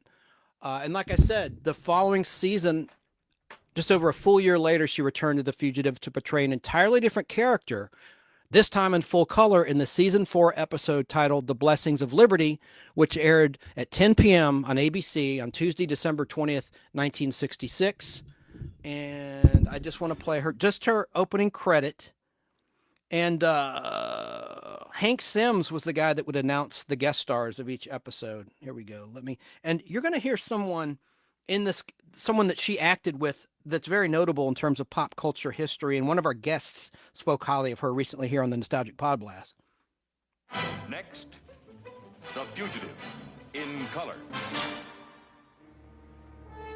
Venus, I'm sure. His pulse is weak. There must be internal bleeding. The bullet probably severed the branch of the... Leave the scene of the crime. There we go.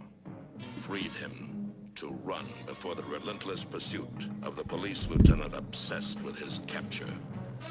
The guest stars in tonight's story, Ludwig Donat, Julie Sommars, Arlene Martell. Tonight's episode, The Blessings of Liberty. Brought to you by Ski, America's Sun Specialist. So, you just heard Arlene Martell's credit there. She went on the following TV season to portray Spock's wife, T'Pring in an episode Amok Time, which was the season 2 premiere of classic Star Trek. Although it was like the 5th one that was filmed for that season. It was the first one that aired by NBC. They chose that one to air first. And she was previously seen on The Outer Limits, in Demon with a Glass Hand, written by Harlan Ellison, as well as being a regular in Hogan's Heroes. Author and official biographer of Bob Crane, Carol M. Ford, who's been on this Podblast, if you want to look it up.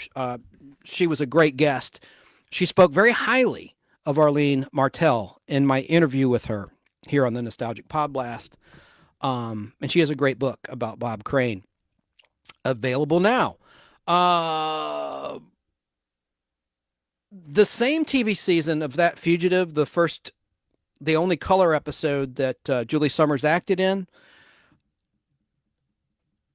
which was in the 1966 to 1967 television season, Julie Sommars also was cast in another Quinn Martin dramatic television series. This time, she played a pivotal role in The Invaders as hero David Vincent's very pregnant sister-in-law, Grace Vincent, in the last episode filmed in production order of season 1 of The Invaders. And I'm going to play a clip. You'll hear a little bit of the opening narration of The Invaders. And if this guy's voice sounds familiar, that's William Woodson, who later would recite the opening words to the Odd Couple TV show. But let me pull up this clip that I extracted from my DVD set of The Invaders and play this for you. It's very brief. We're always kind of clip heavy on this show because I can't stand the sound of my own voice. I want to have some interesting stuff for you to hear. Okay, let me get it. Here it is. It began with the landing of a craft from another galaxy. Now, David Vincent knows that the invaders are here, that they've taken human form. Somehow he must convince a disbelieving world that the nightmare has already begun. The guest stars in tonight's story, Lyndon Childs, Julie Sommars, Edward Asner, and special guest star Burgess Meredith. What a cast. Tonight's episode, Wall of Crystal. So you heard Burgess Meredith's name, and he was already playing the Penguin on Batman at this point in time. Season 2 of Batman was on the air in the 1966 to 1967 season. The Invaders was a winter replacement show on ABC that debuted on January 10th, 1967, smack dab in the middle of the 1966 to 1967 television season. And I've got one other little clip of that Invaders episode where you can hear the sweet voice of Julie Sommars. And as I do that, I'm going to get ready to unbox this signed item that she sent back to me. Let me play this right fast. This clip's about 2 minutes long, but it's a good scene. This is the very end of this episode. And then also you heard Ed Asner. They called him Edward Asner in those days, was in the cast. This was about 3 years before the debut of the Mary Tyler Moore Show, where he played Lou Grant and had such a prolific acting career. He played Lou Grant in a solo show, Lou Grant, after the Mary Tyler Moore Show went off the air. Hour-long drama, Lou Grant. You never see that show anymore. That was a good show.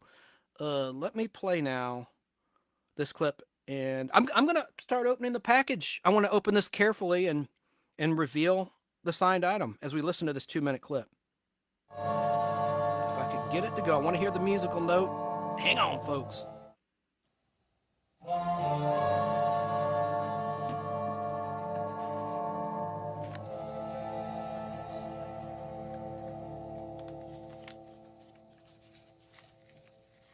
What is this temperature right now, Mrs. Janssen? 102. Well, just keep them lying quiet. Is that from memory? She's painting a picture. Easy to forget. God, I keep talking over her voice. I'm going to start this over. I suppose. I didn't set the stage very well. She's painting a picture of Burgess Meredith's character, who was a radio host, television host. He had a TV program in the story, and the invaders killed him. And so she's sitting there painting a portrait of Burgess Meredith's character. I'm going to start the whole thing over. I just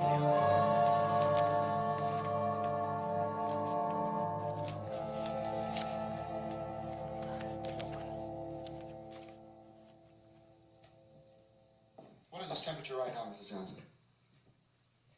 102. Well, just keep them lying quiet. Is that from memory? Mr. Booth's not easy to forget. Now, I suppose you're leaving us, too. Oh, I'll be back. Now, you take good care of my nephew, will you?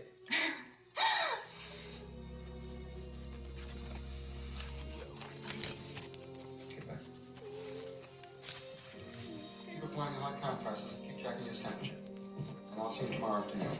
Yes.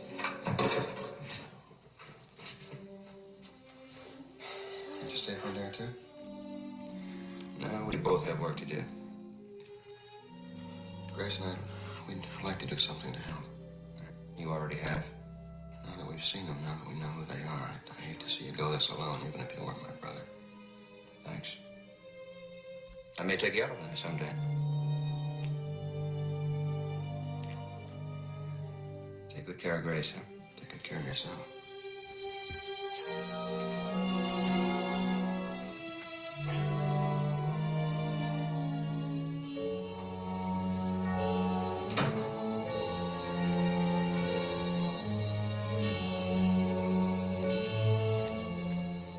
One man fighting a secret war against a hidden enemy.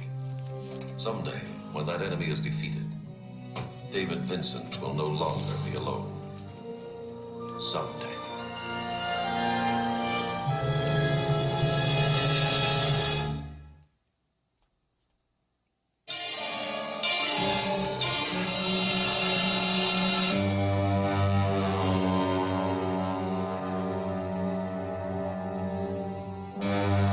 Playing ominous music while I show this lovely autograph on camera.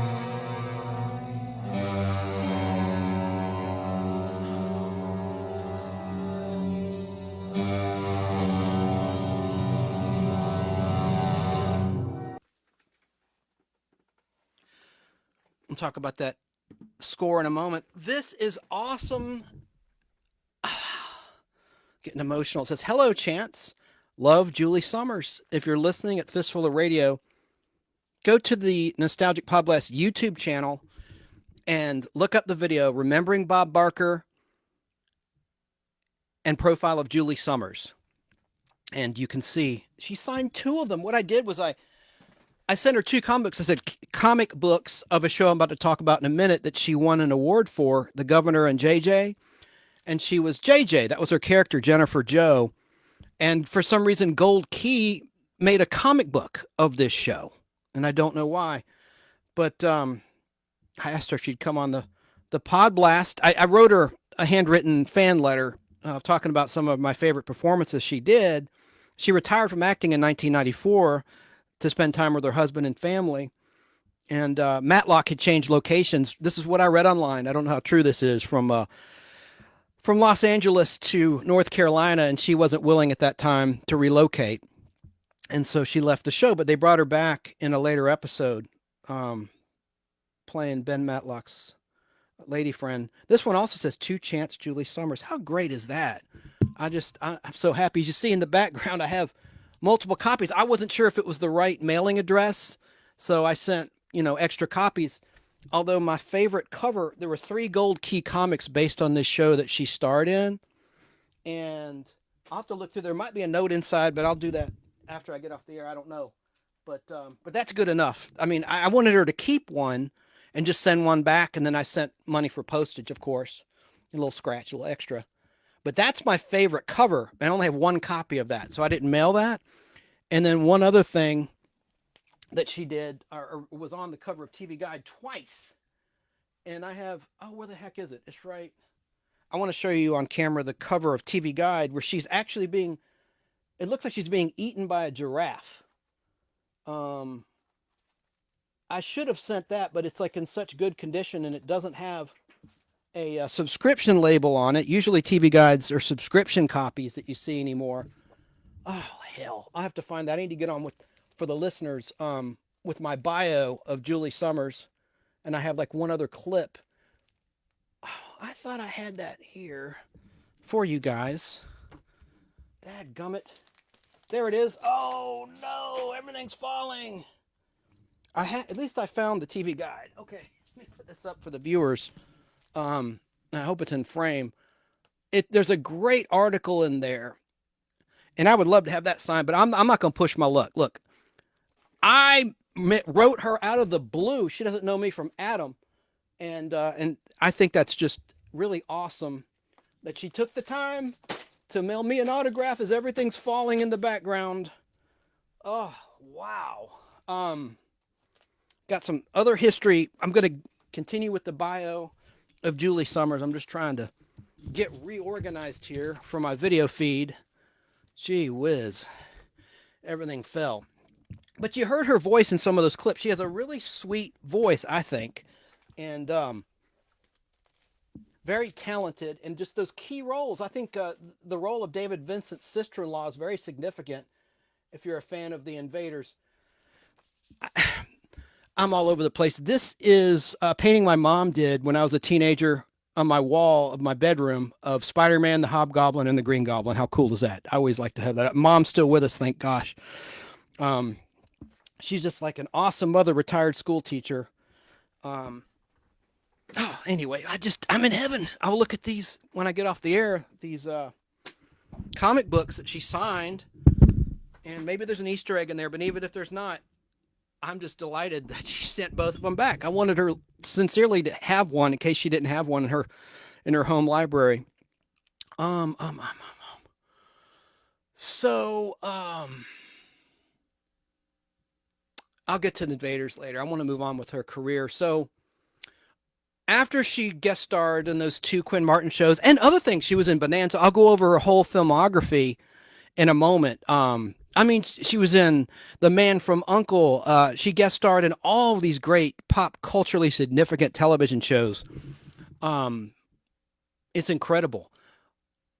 But after those roles in the 1960s, in 1969, awards for her acting prowess, ability, and talent soon followed for her performances in front of a live studio audience as the title character in the sitcom The Governor and JJ. Julie Sommars played Jennifer Jo, otherwise known as JJ.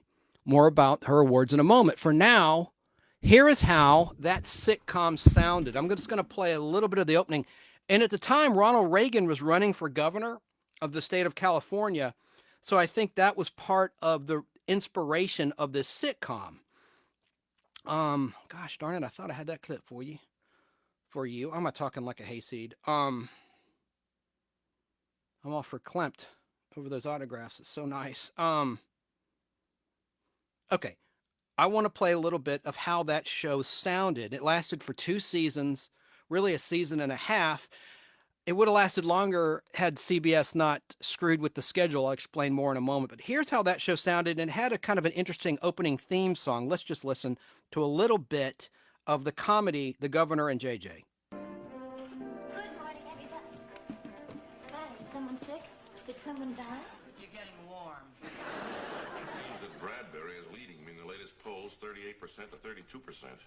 Now, I can understand the voters rejecting me if I had failed them, but I did everything I promised in the last campaign.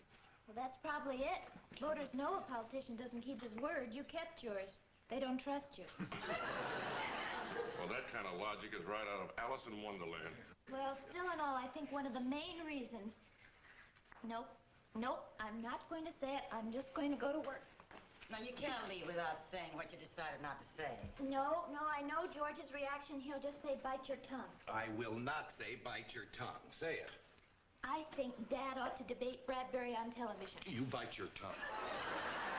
I think people feel when Bradbury challenged you to a debate and you didn't accept, that you chickened out. I didn't chicken out, I just turned him down. Well, 32% of the voters would say you turned him down. And 38% would say you chickened out. George, if I recall correctly, you're the one who argued against my debating Bradbury on television. Governor, if you'll remember, we decided that Larry Buck Bradbury was the star of a television series that ran for 7 years. 8. Well, 8 anyway. Television is his medium. You put him in front of a television camera, he's right at home. Right. Well, I've got to go to work. Bye. Goodbye, Bye, JJ. George, I'm not exactly a stranger to television myself. Yeah, but Governor, you against Bradbury, that's sermonette against Friday night movie. Governor, they're not going to be listening. They're going to be looking, Governor. People just love Larry Buck Bradbury and that television show of his gun barrel that ran for 7 years. 8. Well, 8 years. Anyway, Governor, they keep thinking of him as the good guy. Well, who's Dad, the bad guy? I see George's point, Governor. You go on television against Bradbury, and the audience will just naturally assume you're a cattle rustler. Oh, this is ridiculous. Bradbury's an actor. What's his platform going to be? You liked me in Gun Barrel, you loved me in the governor's mansion? Well, you've got to admit, with the steel gray eyes and the granite jaw and that wavy gray hair, he's everybody's idea of what a governor should look like. Tell me something, Maggie. Who are you going to vote for? Now, look, this is getting us nowhere. I've got to go on television and shoot it out with old Buck Bradbury. Yep, but I've got to go to work. See you all later. All right, bye-bye. Bye, have a nice day. Governor? George, don't talk me out of it. It's something I've got to do. What now? I forgot. This is my day off.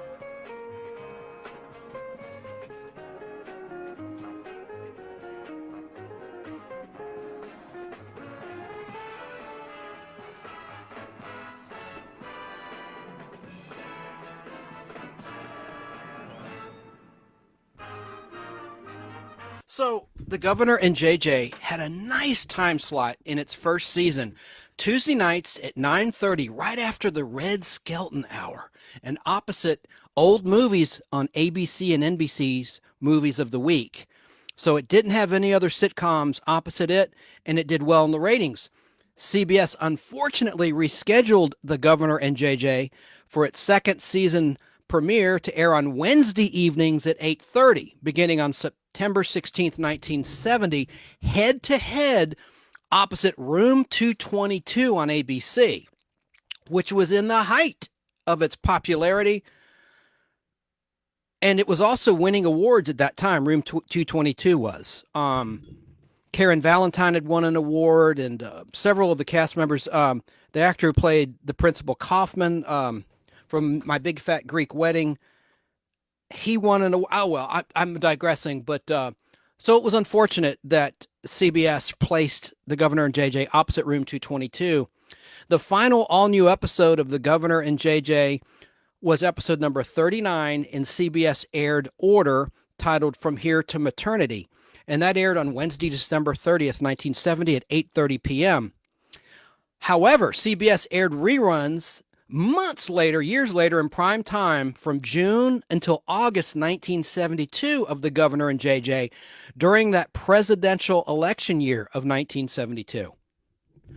All in the Family took the Governor and JJ Season 1 viewing position Tuesdays at 9:30, starting with the All in the Family debut on January 12th, 1971. A few months after the last new Governor and JJ episode had aired in the new time slot of Wednesday night opposite Room 222. Some quick background on Julie Sommars. She was born on Monday, April 15th, tax day, I won't say the year, in Fremont, Nebraska. She was raised in Iowa and South Dakota. Sommars is best known for her work on television, and she made her television debut in 1960 at the age of 18, as I mentioned earlier, in an episode of The Loretta Young Show. She later appeared in Gunsmoke, Shirley Temple's Storybook, The Great Adventure, Bonanza, Run, Buddy, Run, which was a Fugitive ripoff, Perry Mason, and that one's coming up on MeTV, something about a cat. I've never seen it, but I'll have it on my DVR set to go. It's going to air pretty soon, like within the next month or so. She was in Ben Casey, Death Valley Days. As you already heard, 2 episodes of The Fugitive, The Man from U.N.C.L.E., The Invaders, Get Smart, and Love American Style as a nurse. From 1969 to 1970, Julie Sommars starred as Jennifer Jo J.J. Drinkwater, the daughter of Dan Daly's The Governor, in the CBS comedy series The Governor and J.J. In 1970, Julie Sommars won the Golden Globe Award for Best Actress from the Foreign Press in the category Best Actress Television Series, Musical, or Comedy for her performance on that show. And sadly, the series was canceled after 2 seasons, thanks to CBS screwing with the air date, the time slot. After The Governor and JJ, Julie Sommars played the leading roles in a number of made-for-television movies, and she starred in several pilots. She guest starred in the Rockford Files in the very first episode, the first weekly episode. She was in Harry O, again with David Janssen from The Fugitive, whom she'd worked with previously in that show. McCloud, Macmillan and Wife, and she was on another Quinn Martin show, Barnaby Jones, 2 times in the 1970s. Fantasy Island, Magnum P.I., and Diagnosis Murder. In 1984, she was a regular cast member in the short-lived syndicated soap opera titled Rituals. From 1987 to 1994, Julie Sommars played Assistant District Attorney Julie March on the NBC legal drama series Matlock. And of course, it went to ABC and it changed shooting locations, which reportedly is why she left the show. You don't see many interviews with Julie Sommars. She must be a very private person, or she's shy, or you don't see anything on television, print, internet, podcasts, nothing. I would have been honored to interview her, but I'm just grateful to have these signed comic books. I would have been just thrilled with just one, and she sent both back. So that's totally super cool. Now, the role in Matlock also garnered Julie Sommars a nomination for another Golden Globe Award for Best Supporting Actress on Television in 1990. But she actually won in 1970. And the Barnaby Jones show that she acted in, most know this, but I'll just reiterate for those that don't know, starred Betty Ebsen, Lee Merriweather, and then later on, Mark Shera from SWAT. After SWAT was canceled, he joined the regular cast of Barnaby Jones as JR. Now, in terms of movies, Julie Sommars appeared in 4 films. She played the female lead in the 1965 Western, The Great Sioux Massacre, S-I-O-U-X. I think it's Sioux. The Great Sioux Massacre, opposite Joseph Cotton. The following year, she starred with Brian Bedford in the comedy titled The Pad and How to Use It. And in 1977, I saw this when I was 5 years old in the theater. Julie Sommars co-starred with Dean Jones and the great Don Knotts as the beautiful, assertive Diane Darcy in Herbie Goes to Monte Carlo. I'm going to play just 1 minute's worth of scenes from that movie, and it is streaming on Disney Plus right now. Unfortunately, the movie Herbie Goes to Monte Carlo was opposite Star Wars and Smokey the Bandit in the summer of 1977. It did well. It made money, but I think it would have done better had it not been opposite Star Wars. Let me see what the heck I did with that clip. It's right here. And then we're going to get on to another topic. But I'm just over the moon. I wanted to do this live with you, open up the package. I've had it for a few days. I wanted to wait and play it for you. Where is that clip? Darn it.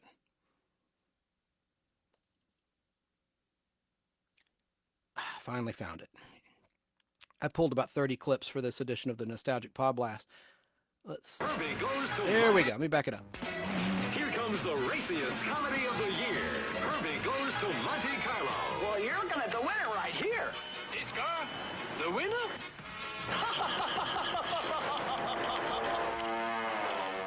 He didn't. He did. It's Paris to Monte Carlo, where the love bug is bitten by the love bug. I'm telling you, Paris and women have got him. When a car like Herbie comes to Paris, he meets a beautiful Lancia that's also a car like Herbie is, with a... When the men come by from the booby hatch, go quietly.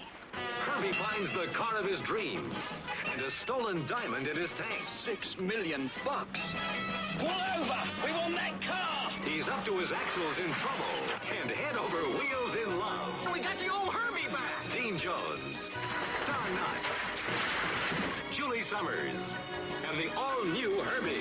The old Herbie and the new Herbie rolled into one! It's more fun per gallon.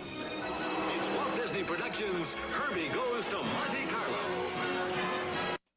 Now, the villain, actually the main villain in that movie, Herbie Goes to Monte Carlo, was Eric Braeden, who has had a tremendously long run in the soap opera The Young and the Restless.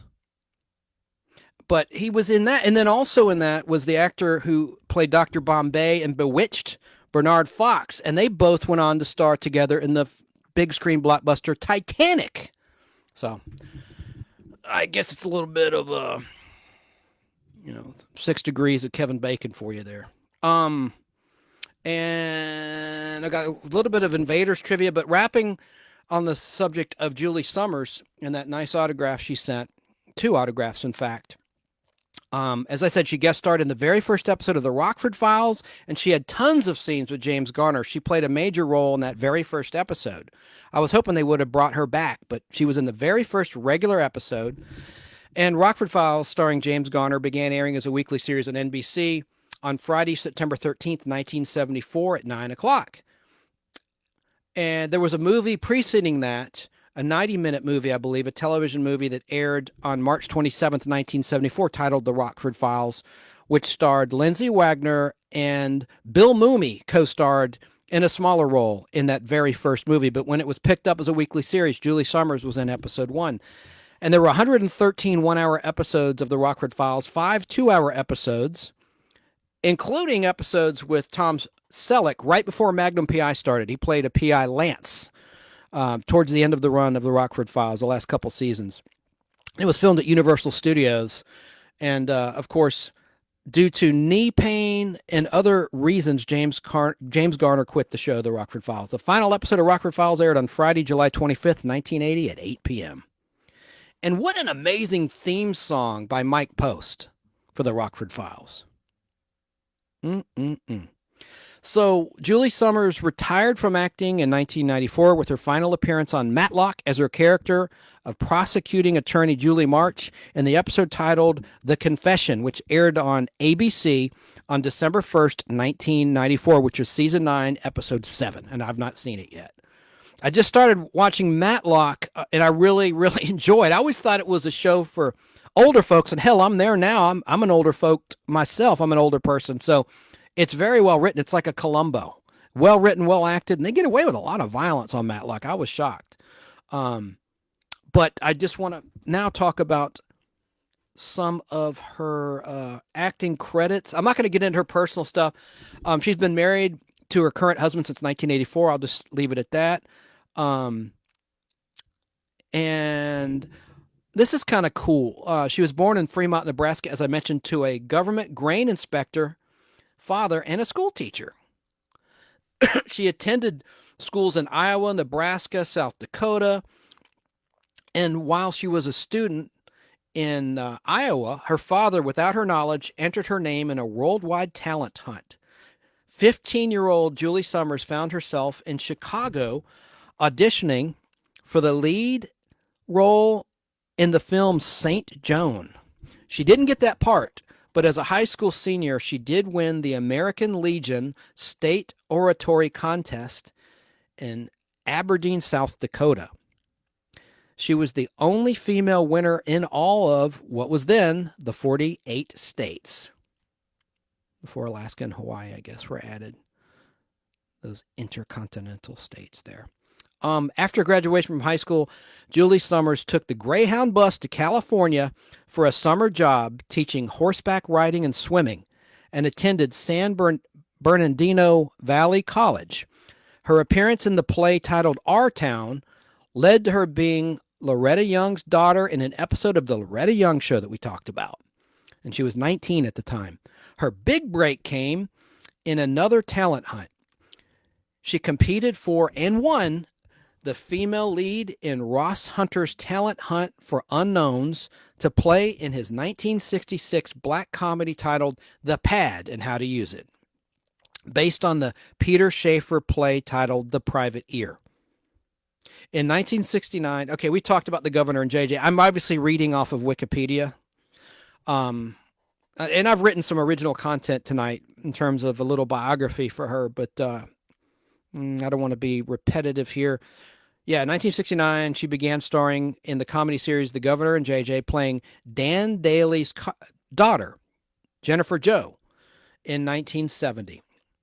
In 1970, she won a Golden Globe, as I mentioned, for Best Actress in a Musical or Comedy, tying with Carol Burnett, as well as the Best New Star Award from the Television Critics Association for her role as Jennifer Jo, JJ.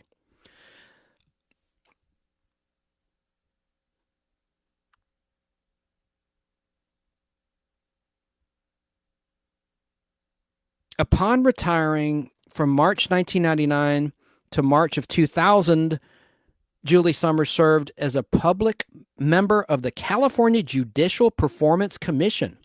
From 2000 to 2003, she served as a public member on the Board of Governors for the state of California. As of 2021, Julie Sommars lives in California with John Carnes, K-A-R-N-S, her husband of over 39 years. 40 years by now. Between them, they have 3 children, J.C. Irwin, Mike Carnes, and Bill Carnes. And that mini biography was from the International Movie Database, written by a guy named Gary Brumberg, B-R-U-M-B-U-R-G-H. So what I just read, that passage was from the International Movie Database listing for Julie Sommars. So thank you. I doubt she's watching out there, but thank you for the autographs. You just don't find many or any print, internet, TV, radio, or podcast interviews with Julie Sommars. She's obviously probably a very private person who's just enjoying life. I appreciate her contributions to television and film history. So was there one other thing? Yeah, and I just want to just go over just some brief credits, and then I'll wrap on the topic of Julie Sommars. Loretta Young show. I'm going to go in order of guest appearances she made on classic television shows. She was in Sea Hunt in 1960.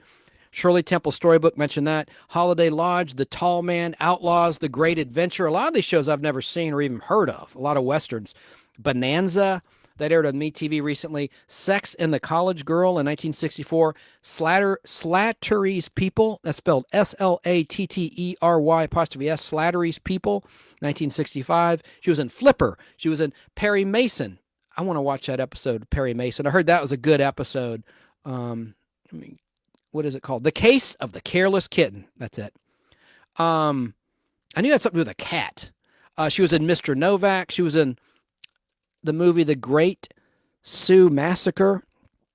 That's spelled S-I-O-U-X, like Sioux City. I hope I'm pronouncing that right. I should be. Ben Casey talked about that. Death Valley Days, The Pad and How to Use It. She was in Gunsmoke 4 times, 4 episodes of Gunsmoke, run between 1964 and 1966. She was in Run, Buddy Run, which was a knockoff on The Fugitive in 1966.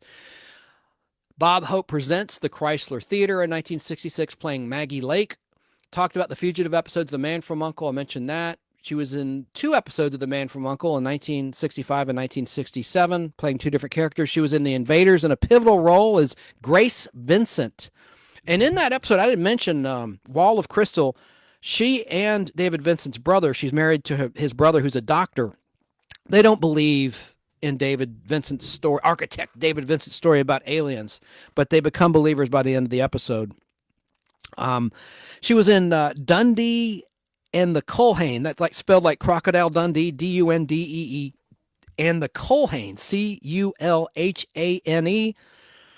In 1967, she was in He and She in 1967. She guest starred in Get Smart in 1968. And she was in European Eye, Judd for the Defense, The Felony Squad, The Name of the Game. I mean, listen to these credits. I mean, I don't know why she's not more popular than she is. She's popular with me as a television fan, classic TV fan. She was in The Virginian in 1968, the 90-minute Western. She was in The FBI. That was a Quinn Martin production I didn't mention. She was in that show 3 times between 1967 and 1969. She was in Lancer in 1969. I already talked about this. Love American Style in the segment Love and the Nurse, I think with Artie Johnson from Laugh-In. Very interesting. Terrible impression. She was obviously in The Governor and JJ, talked about that. She was in How to Steal an Airplane in 1971. After The Governor and JJ wrapped, she was in 5 Desperate Women in 1971. The Harness in 1971. These must be the pilots that I talked about. She was in Owen Marshall, Counselor at Law in 1972. She was in Thriller in 1974, not to be confused with the Boris Karloff Thriller from MCA Television from 1960 to 1962. 2-season show, anthology horror show. She was in Rex Harrison Presents Stories of Love in 1974. She was in Fools, Females, and Fun in 1974. Harry O with David Janssen in one episode in 1974. The Rockford Files debut episode. McCloud, 2 episodes between 1971 and 1974. Almost done with this list, but it's very impressive to me. 3 for the Road in 1973, Switch in 1975, The Family, Holvac in 1975, Ellery Queen in 1975, Bronx, Jigsaw John, both in 1976, Macmillan and Wife in 1977, the movie Herbie Goes to Monte Carlo, talked about that. Summer of 77 is when it was released. Centennial. She played Alice in Centennial in 1979. She was in Sex and the Single Parent in 1979, which is a television film.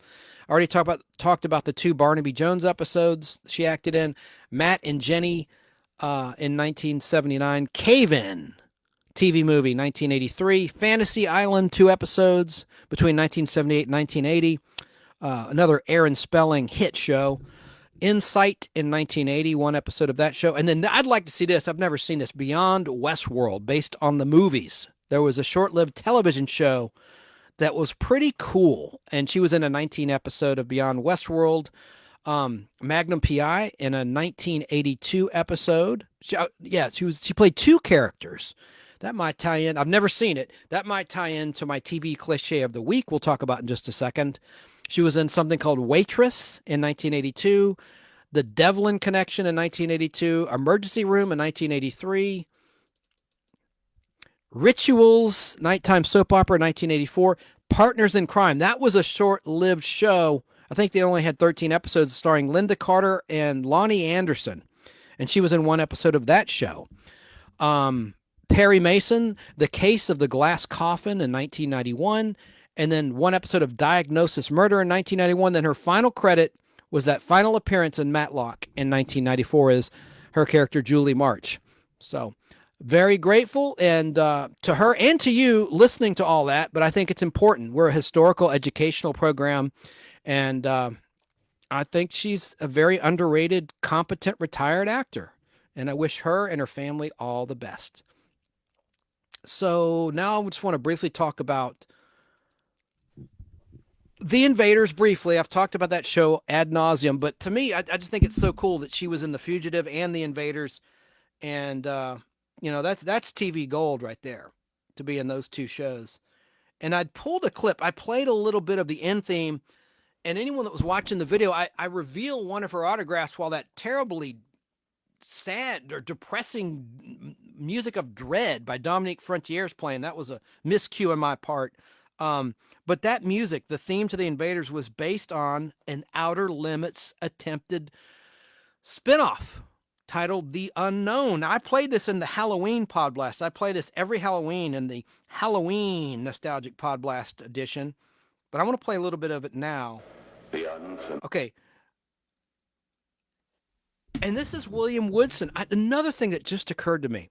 I talked about, all right, The Unknown, let me back up. It had David McCallum. It was going to be an anthology horror show like a thriller starring Boris Karloff. Meaning different actors, different plots every week, like The Twilight Zone, if you will, but on the horror side of things, and like The Outer Limits was, an anthology.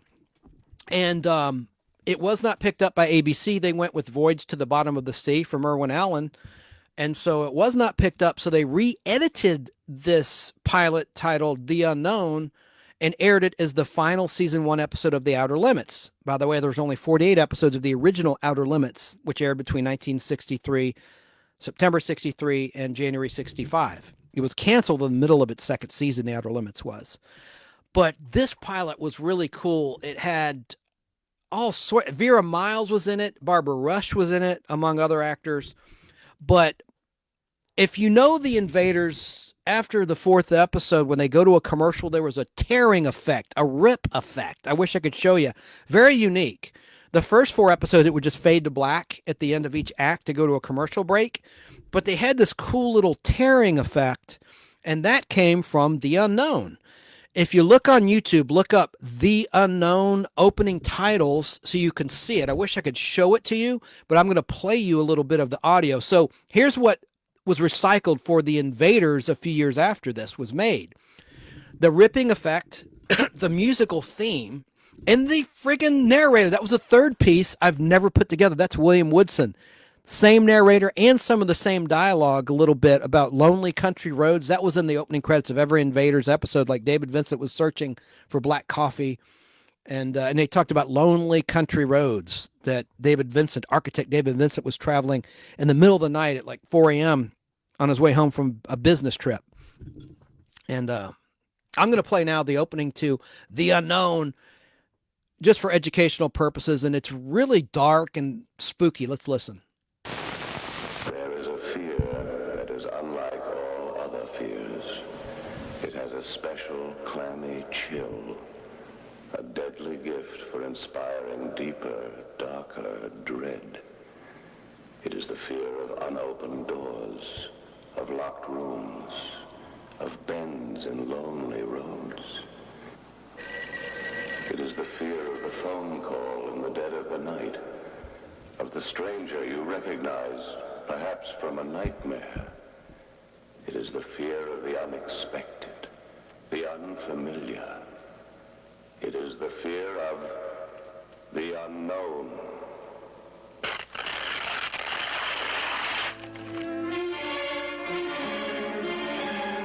That was the terror effect on the screen.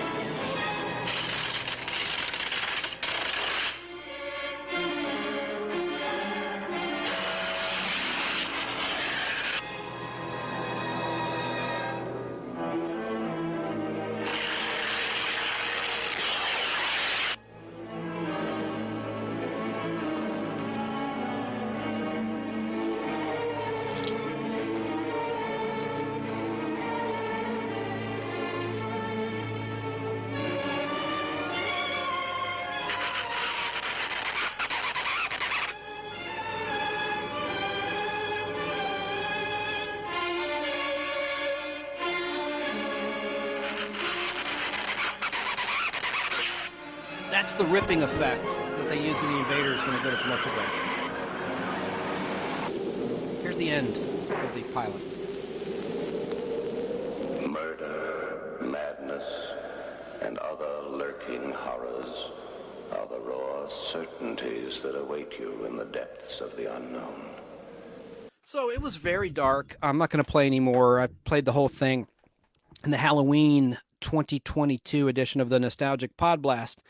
But that unsold pilot, as I said, was re-edited and retitled and broadcast on Monday, May 4th, 1964. Retitled The Form of Things Unknown. And it still had the same music, but of course, the Outer Limits opening with the control voice, voiced by Vic Perrin. By the way, I meant to mention, in the trailer I played for the Disney movie Herbie Goes to Monte Carlo, that was Dick Tufeld, who also voiced the robot in Lost in Space, among many, many other things. He had one of the best voices in television and radio, and he was the narrator on the Time Tunnel and many other things. And he was the narrator on Lost in Space last week, as you recall, in the first couple seasons anyway. They dropped that in season 3 of Lost in Space. By the way, the Invaders, believe it or not, did have a final episode that resolved the storyline. A lot of people don't think it did, but the network did not air it properly in the proper order. It was an episode titled The Life Seekers, with guest actors Diana Muldaur, Barry Morse, best known as Lieutenant Philip Gerard on The Fugitive, and R.G. Armstrong. And of course, Barry Morse was in Space 1999 as Professor Victor Bergman.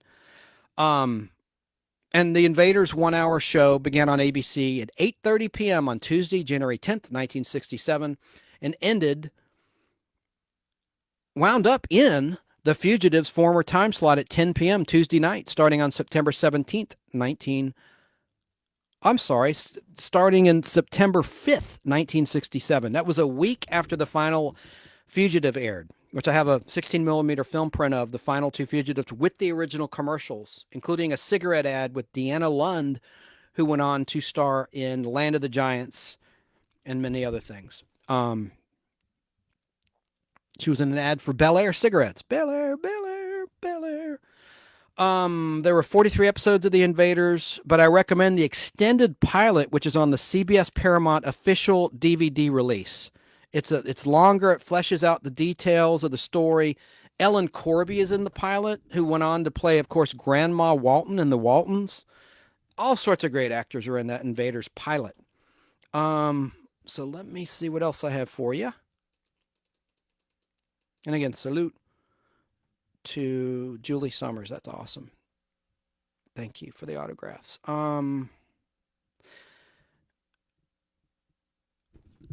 I've got really quickly to talk about our friends at Remind Magazine. And they have an incredible offer. I mean, what can you get for $12 for the entire year? For the entire year. I'm not talking about a month of streaming service for $12. I'm talking about $1 an issue, regular price $5 an issue, by the way, of Remind Magazine. Here's the current edition for the viewers with Christopher Reeve on the cover.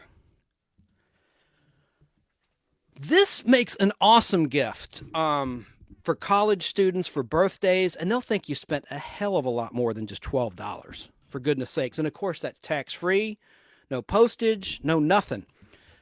But this offer will end soon. And remember, Remind Magazine, if you're here listening or watching the Nostalgic Podblast, you're into nostalgia, as I am. So this is right up your alley, Remind Magazine. And all you have to do is go to remindmagazine.com, or you can call Old School at a toll-free number, so have your pen or pencil ready. But I want to mention, if you're not familiar with this magazine, each issue of Remind Magazine has dozens of brain-teasing puzzles, trivia quizzes, classic comics, and monthly themed features from the 1950s to the 1990s. And the best part is it comes to you in the mail each and every month, just like the good old days when you'd wait for your favorite magazine to arrive, be it Sports Illustrated, Boys Life. You get the point. So here's the number, 855-773-6463. That's 855-773-6463. Or just go to remindmagazine.com. And please mention the Nostalgic Podblast when you order. Now, I mentioned this last time, but in case you missed it, I ticked off a couple of people, imagine that, when I was talking about something I thought would be cool. I'm a big fan of actor William Shatner, and all I said was I posted a factoid in a Facebook group, and I said, fun fact, William Shatner has never sought to become a U.S. citizen, as well as a Canadian citizen. And he's a loud and proud Canadian, I get it. And look, who am I? He is an international superstar and a legend, a living legend. So, you know, he could clearly do whatever he wants. I get it. But I just thought it would be cool, and he'd get a lot of free publicity if he became a co-citizen, you know, to the country that helped him become what he is. In part, it was his talent, but he had a lot of opportunity in the U.S., but clearly he can do whatever he wants. So he's a proud Canadian, so I guess we gotta give a shout out to the real Canadian hero, Shatner's there, yo, Shat. Little takeoff on the 1980s G.I. Joe cartoon theme song. Pretty stupid joke, but I meant absolutely no offense, but people really let me have it. It was a small minority of people, but they were pretty vocal in their comments. Like, who cares? He can do whatever he wants. I'm like, all right, man, shit, forget I said anything. Good grief. Anyway, so that was pretty crazy. Let me find something else here. Oh, I've got to talk about the nostalgic toy of the week. It's right here for the viewers. The X-ray goggles. These things never work, and they were marketed, I guess, to perverts, as you can see right there on camera, implying that you could actually see through ladies' blouses if you wore these crazy specs. They never worked. It was the biggest gimmick. You'd always see ads in comic books and things, but that's the nostalgic toy of the week. I never ordered them. I found those in a novelty store about 5 years ago, and the ones you're seeing on camera, anyone that's watching. By the way, if you're listening out of Atlanta on FistFulOfRadio, streaming it, or on the audio platforms, go to the Nostalgic Podblast YouTube channel if you want to see, and just shuttle search through it, because I intentionally put these things on camera so you can find a topic that interests you, because sometimes I go a little long. Like the last week's show, my gosh, I went over 6 hours. It's the coffee, folks. I'm not on drugs. And in that edition, we were counting down the top 55 TV theme songs on the Billboard charts. Plus, I threw in some game show history and some game show musical themes. But I had some issues, and that's part of my fake rant of the week. But this one is very real, my friends. What happened was, oh, geez, I thought I was plugged in. I came unplugged my computer. Now you plugged in. I thought this was about to go off the air. My computer became unplugged there. All right, and I was about to just cut off. Oh, thank God I noticed that. My fake rant of the week. Ooh, and then I got the TV cliche of the week. Well, all right, here's what happened. There's a French company out there called Believe Music. And I probably, I know I played a little more than I should have of these TV theme songs as I counted down to the number one, and there were 4 tied at number 1, 4 TV theme songs on the Billboard charts. And so I would talk over most of them for obvious reasons. But this company out of France claimed 2 of the songs, and they do not own the rights to that music. I verified that, confirmed it. And there's many YouTube videos about this operation, Believe Music, pulling some sort of a scam, the other YouTubers claim, to get revenue, where they want you to donate money for royalties. But this is what others claim. Don't sue me. This is just what I've seen. You can see it for yourself. So anyway, thanks to Believe Music, my last show was throttled down and was partially blocked around the world by YouTube for viewers outside the USA. And I clearly do not own the rights to these TV themes. And I think my mistake also was I was playing the 45 versions instead of the televised versions. I think the televised versions in most cases are okay. But a 45 is just like a pop song. It's like playing Beth by Kiss. Or, it's like playing a mainstream rock song. I know I can't do that. But anyway, so I think that was part of my mistake as well. But Believe Music claimed 2 themes they don't own the rights to. I know that. And that screwed up the whole thing. So if you want to hear it, my point is just look up the Nostalgic Podblast. Just Google search it. And you can find the audio. Because, hell, it's mostly audio friendly anyway, that whole show. If you're on a long trip, if you've got 6 hours to kill, or if you want to just listen at an hour at a time, I put bookmarks in there so you can get right to the part in the midway part, and you'll know there's cue marks if you want to check that out. So that really ticked me off with this French company, and they're messing with other people too, other creators out there. So I wanted to clear the air about that. Now it's time for the TV cliche or expression of the week. One example is temporary blindness. A main character goes blind. We've talked about that before. This week I'm talking about, and I've not talked about this yet, the doppelganger, the evil twin, the good twin, the double, whatever, where there's a main cast member of a TV show that appears as another character altogether in the story. It happened on My 3 Sons with Fred McMurray. It happened on both Bewitched and I Dream of Jeannie with Elizabeth Montgomery and Barbara Eden, respectively. Hell, it also happened with Dick York on Bewitched in a black and white episode in season 2. Captain Kirk on Star Trek was duplicated many times. Think of a TV show you watched where this happened. Patty Duke played 3 different characters in the Patty Duke Show season 2 episode, where it's revealed that Patty and Kathy have a 3rd identical cousin, which is preposterous genetically to even have 2 identical cousins. But in that episode, she also played the Southern Belle Betsy from Atlanta, Georgia. And that episode's titled The Perfect Hostess, not to be confused with the makers of Twinkies or Ding Dongs. The Perfect Hostess was the episode title. So that's my TV cliche of the week, the double or doppelganger, if you will. Item, I saw a funny t-shirt the other day, and it cracked me up. This lady, while she's working, is wearing a t-shirt, and I agree with it. This is so funny. I got tickled by this. It says, the French fry at the bottom of the bag is the best fry of all. I thought that was kind of funny. I want to get a copy of it. I want to get that shirt. The French fry at the bottom of the bag is the best fry of all. I thought that was cute. And that's up there with Socrates in my book. And it's certainly true and poetic. So, whoa.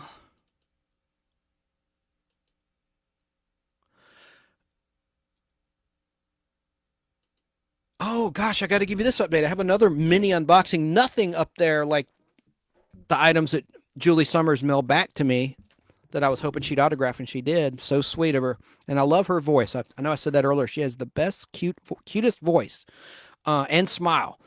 And no, I'm not crushing on her. I'm not. I just appreciate her presence as an actor. I want to talk really quickly about something I've talked about in the last couple Podblasts. This isn't long, but it's about what happened with Frito Lay, where I was making nachos and I'd seasoned the beef. I'd done all the hard work. I opened the bag, and the bag of Tostitos with sea salt, yellow corn, tortilla chips, it's less than a fourth full. I mean, there was hardly anything in it. It was all air. And that bag cost $5.29 plus tax. So I was miffed. I mean, that was like the main ingredient, the chip. And I didn't have any chips. So I wrote them. I sent a picture. I wasn't nasty. I wasn't mean. I just stated what I just said. I stated the truth. And I got a response back. I read it last week, but in case you missed it, because it was a 6.5-hour show that's been throttled down thanks to Believe Music in France, saying that they own the rights to the 45 version of Mission Impossible and the Bonanza theme. BS. Here's what PepsiCo, who owns Frito Lay chips, wrote back to me. And I appreciate this. Hi, Chance. Thank you for contacting us.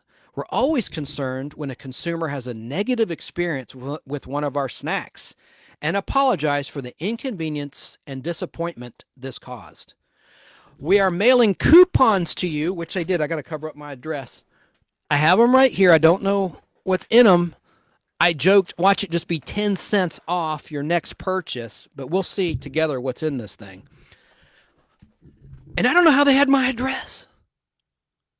They may have required that I put the address in when I sent the complaint. I don't remember. I don't recall that. But we're mailing coupons to you, which should arrive in 10 to 15 business days, which they did within 5 business days. Excuse me. We understand how disappointing it is to win. I'm quoting, it has a little grammatical error. I'm just going to read it verbatim. We understand how disappointing it is to win. Your package may not be filled correctly and sincerely apologize for the disappointment this caused. When you purchase our packages, you expect chips, not air. It may be helpful to know that our packages are filled by weight, not by the number of chips. A certain amount of air is needed in the package to help prevent breakage during shipping and handling, as well as to maintain freshness. Well, hell, I'd rather have crushed chips than no chips. That's just me, Chance Bartels, your host of the nostalgic Podblast, speaking his mind. Specifically designed equipment is used to remove packages that may be underfilled or empty. On occasion, packages may be missed, and we do apologize. In other words, don't sue us. I'm kidding, like you'd have a claim. Your information is very helpful and has been shared with the teams responsible for making the product. We'll do everything we can to prevent a reoccurrence. You are a valued consumer. Thank you for choosing Frito Lay snacks and for bringing this to our attention. Thanks again for reaching out to us. We truly value your loyalty and your business. Best regards, Brianna, Team PepsiCo, PepsiCo Consumer Experience, end quote. I appreciate that very much. Now let's see what they sent. I have the envelope right here that they mailed me. I got to make sure that my address is not on camera. Let me cover it up and show the viewers. I didn't cover that up yet. I like their little logo, Team PepsiCo. So let's see what they sent. And we're going to start to wrap the show. I've been going very long lately. Let's see what they sent me. I see several coupons here. I feel like it's the golden ticket in Charlie and the Chocolate Factory.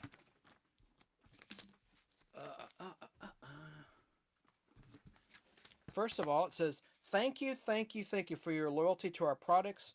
Thank you for reaching out. Thank you.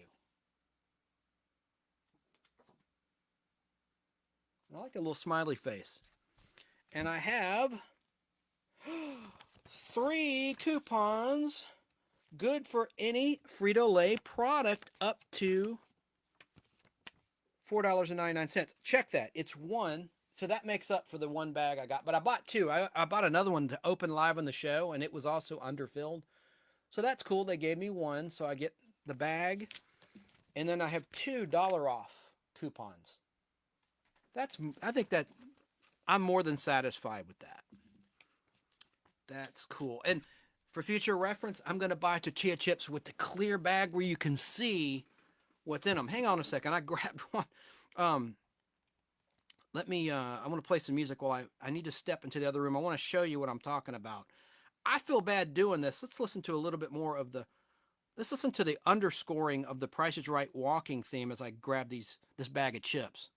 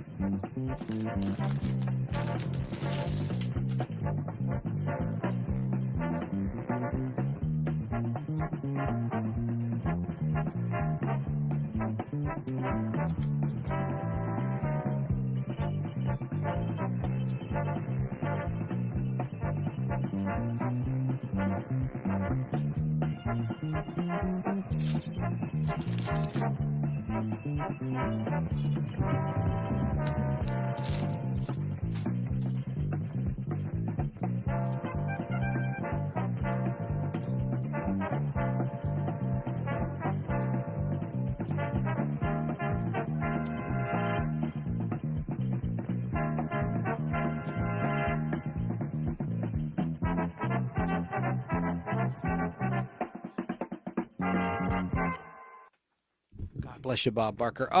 So I feel really disloyal considering they made good, but I will show you this. Meantime, this is before I open that. So now we're cool. Frito-Lay, you and I are good. And I'm a Pepsi guy. I hate to say that. I live in Atlanta, Georgia, Coca-Cola country. A lot of you will hate me for saying that, but it's only because my grandparents lived in St. Louis, Missouri. By the way, I talked about James Enstall earlier. KTRS, his show is Geek to Me Radio. I forgot to mention the title of his show. But meantime, I was just buying for future reference next time I make nachos. The bags that are clear, like the one I'm holding up for the viewers, where you can see how many chips you're getting. Anyway, but Frito-Lay made good on that. So let's talk about the nostalgic treat of the week.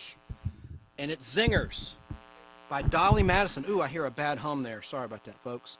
I'm going to play a little retro commercial for Dolly Madison by the Peanuts Gang. Charles Schultz's classic characters endorsed, if you will, Zingers products. And Zingers are kind of like Twinkies, but with an icing on top. It's terribly unhealthy, but bad for your teeth. But they sure were tasty growing up. When we were kids, we didn't think about that stuff, right? Here is a 1980, if I can get it to play, commercial for Dolly Madison. Uh-oh. I think it's already been scrubbed from existence. Well, I had a backup one. Let me see if I can play the backup one. Come on. Yes. Success. Just give me the facts. Every time I try to enjoy a zinger, it gets zapped. See? I didn't see anything. Describe the alleged zingers. Well, there's devil's food with chocolate icing, gold cake with creamy vanilla, raspberry with coconut, all with cream centers. It's your imagination, Charlie Brown. There's no zinger zapper. See?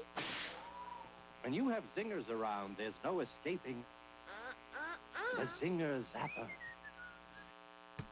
There you go. And that was Lucy and Charlie Brown in that commercial. But I used to love to peel the icing off Zingers and eat it separately when I was a kid. good stuff.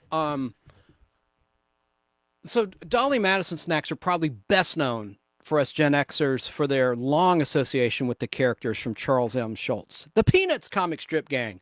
Charlie Brown and his friends appeared on Dolly Madison packages and in television commercials like the one you just heard in the 1960s, 1970s, and 1980s. The bakery, along with Coca-Cola and McDonald's, was a major sponsor of the Peanuts animated television specials on CBS during that period.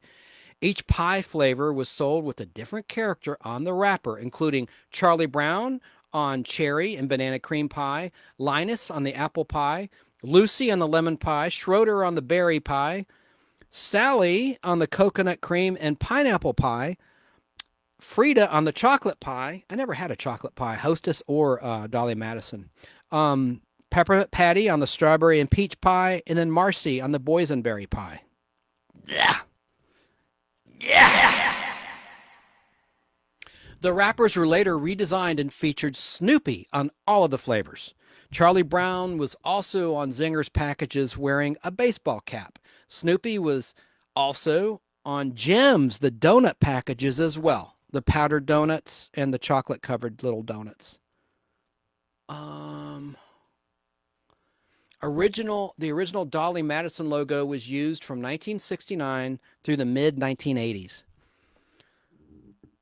The original Dolly Madison Outlet Bakery Store logo was used from the mid-1980s through November of 2012.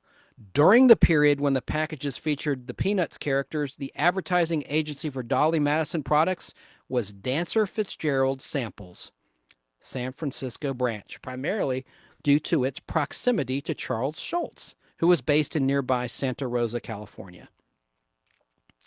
Now, we're going to toast Bob Barker in just a second as we wrap the show.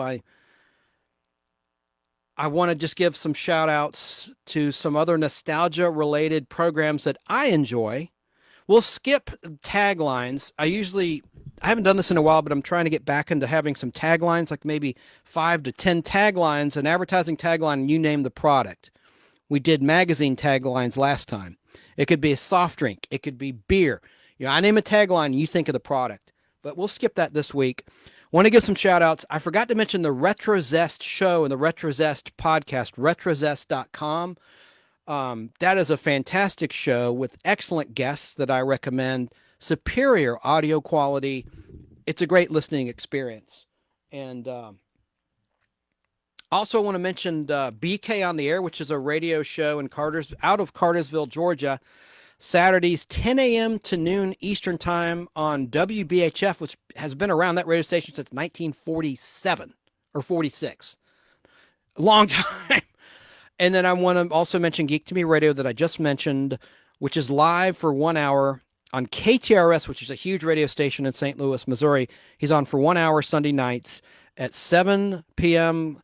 Pacific, 10 p.m. Eastern Time, and 9 p.m. Central and Mountain Time.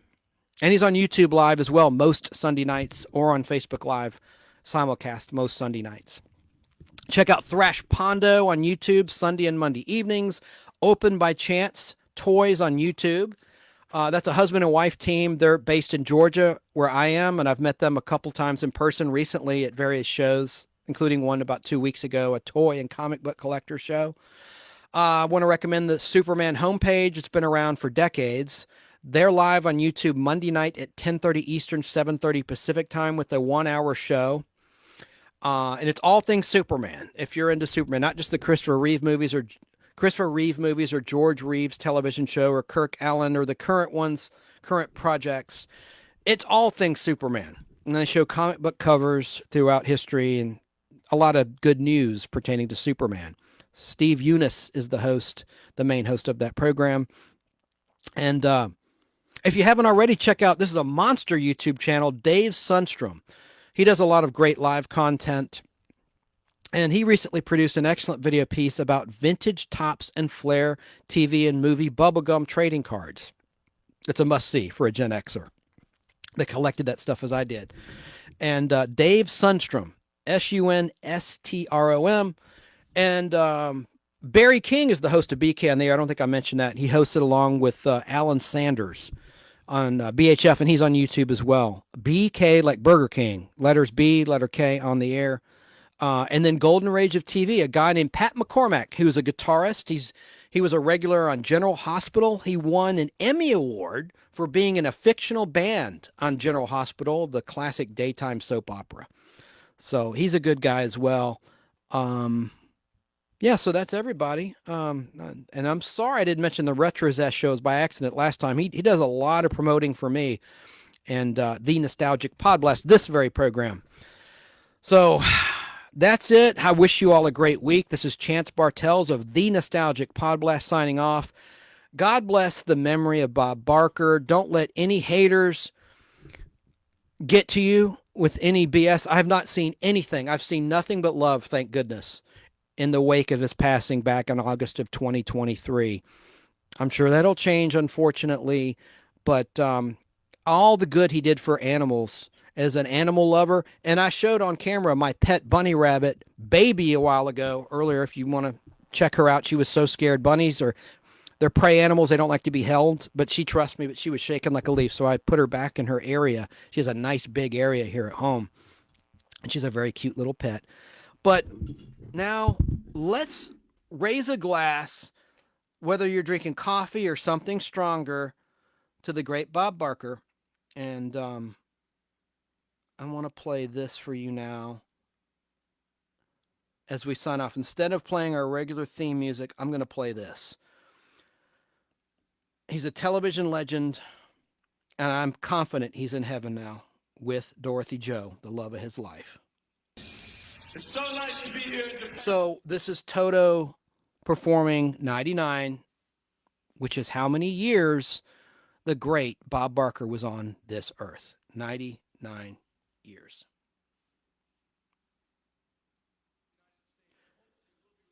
God bless you, Bob Barker.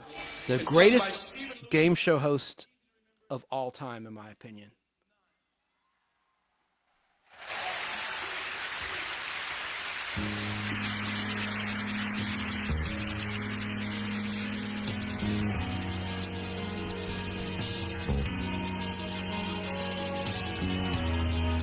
And thanks again to Julie Sommars for sending me those great autographed items. She's the best.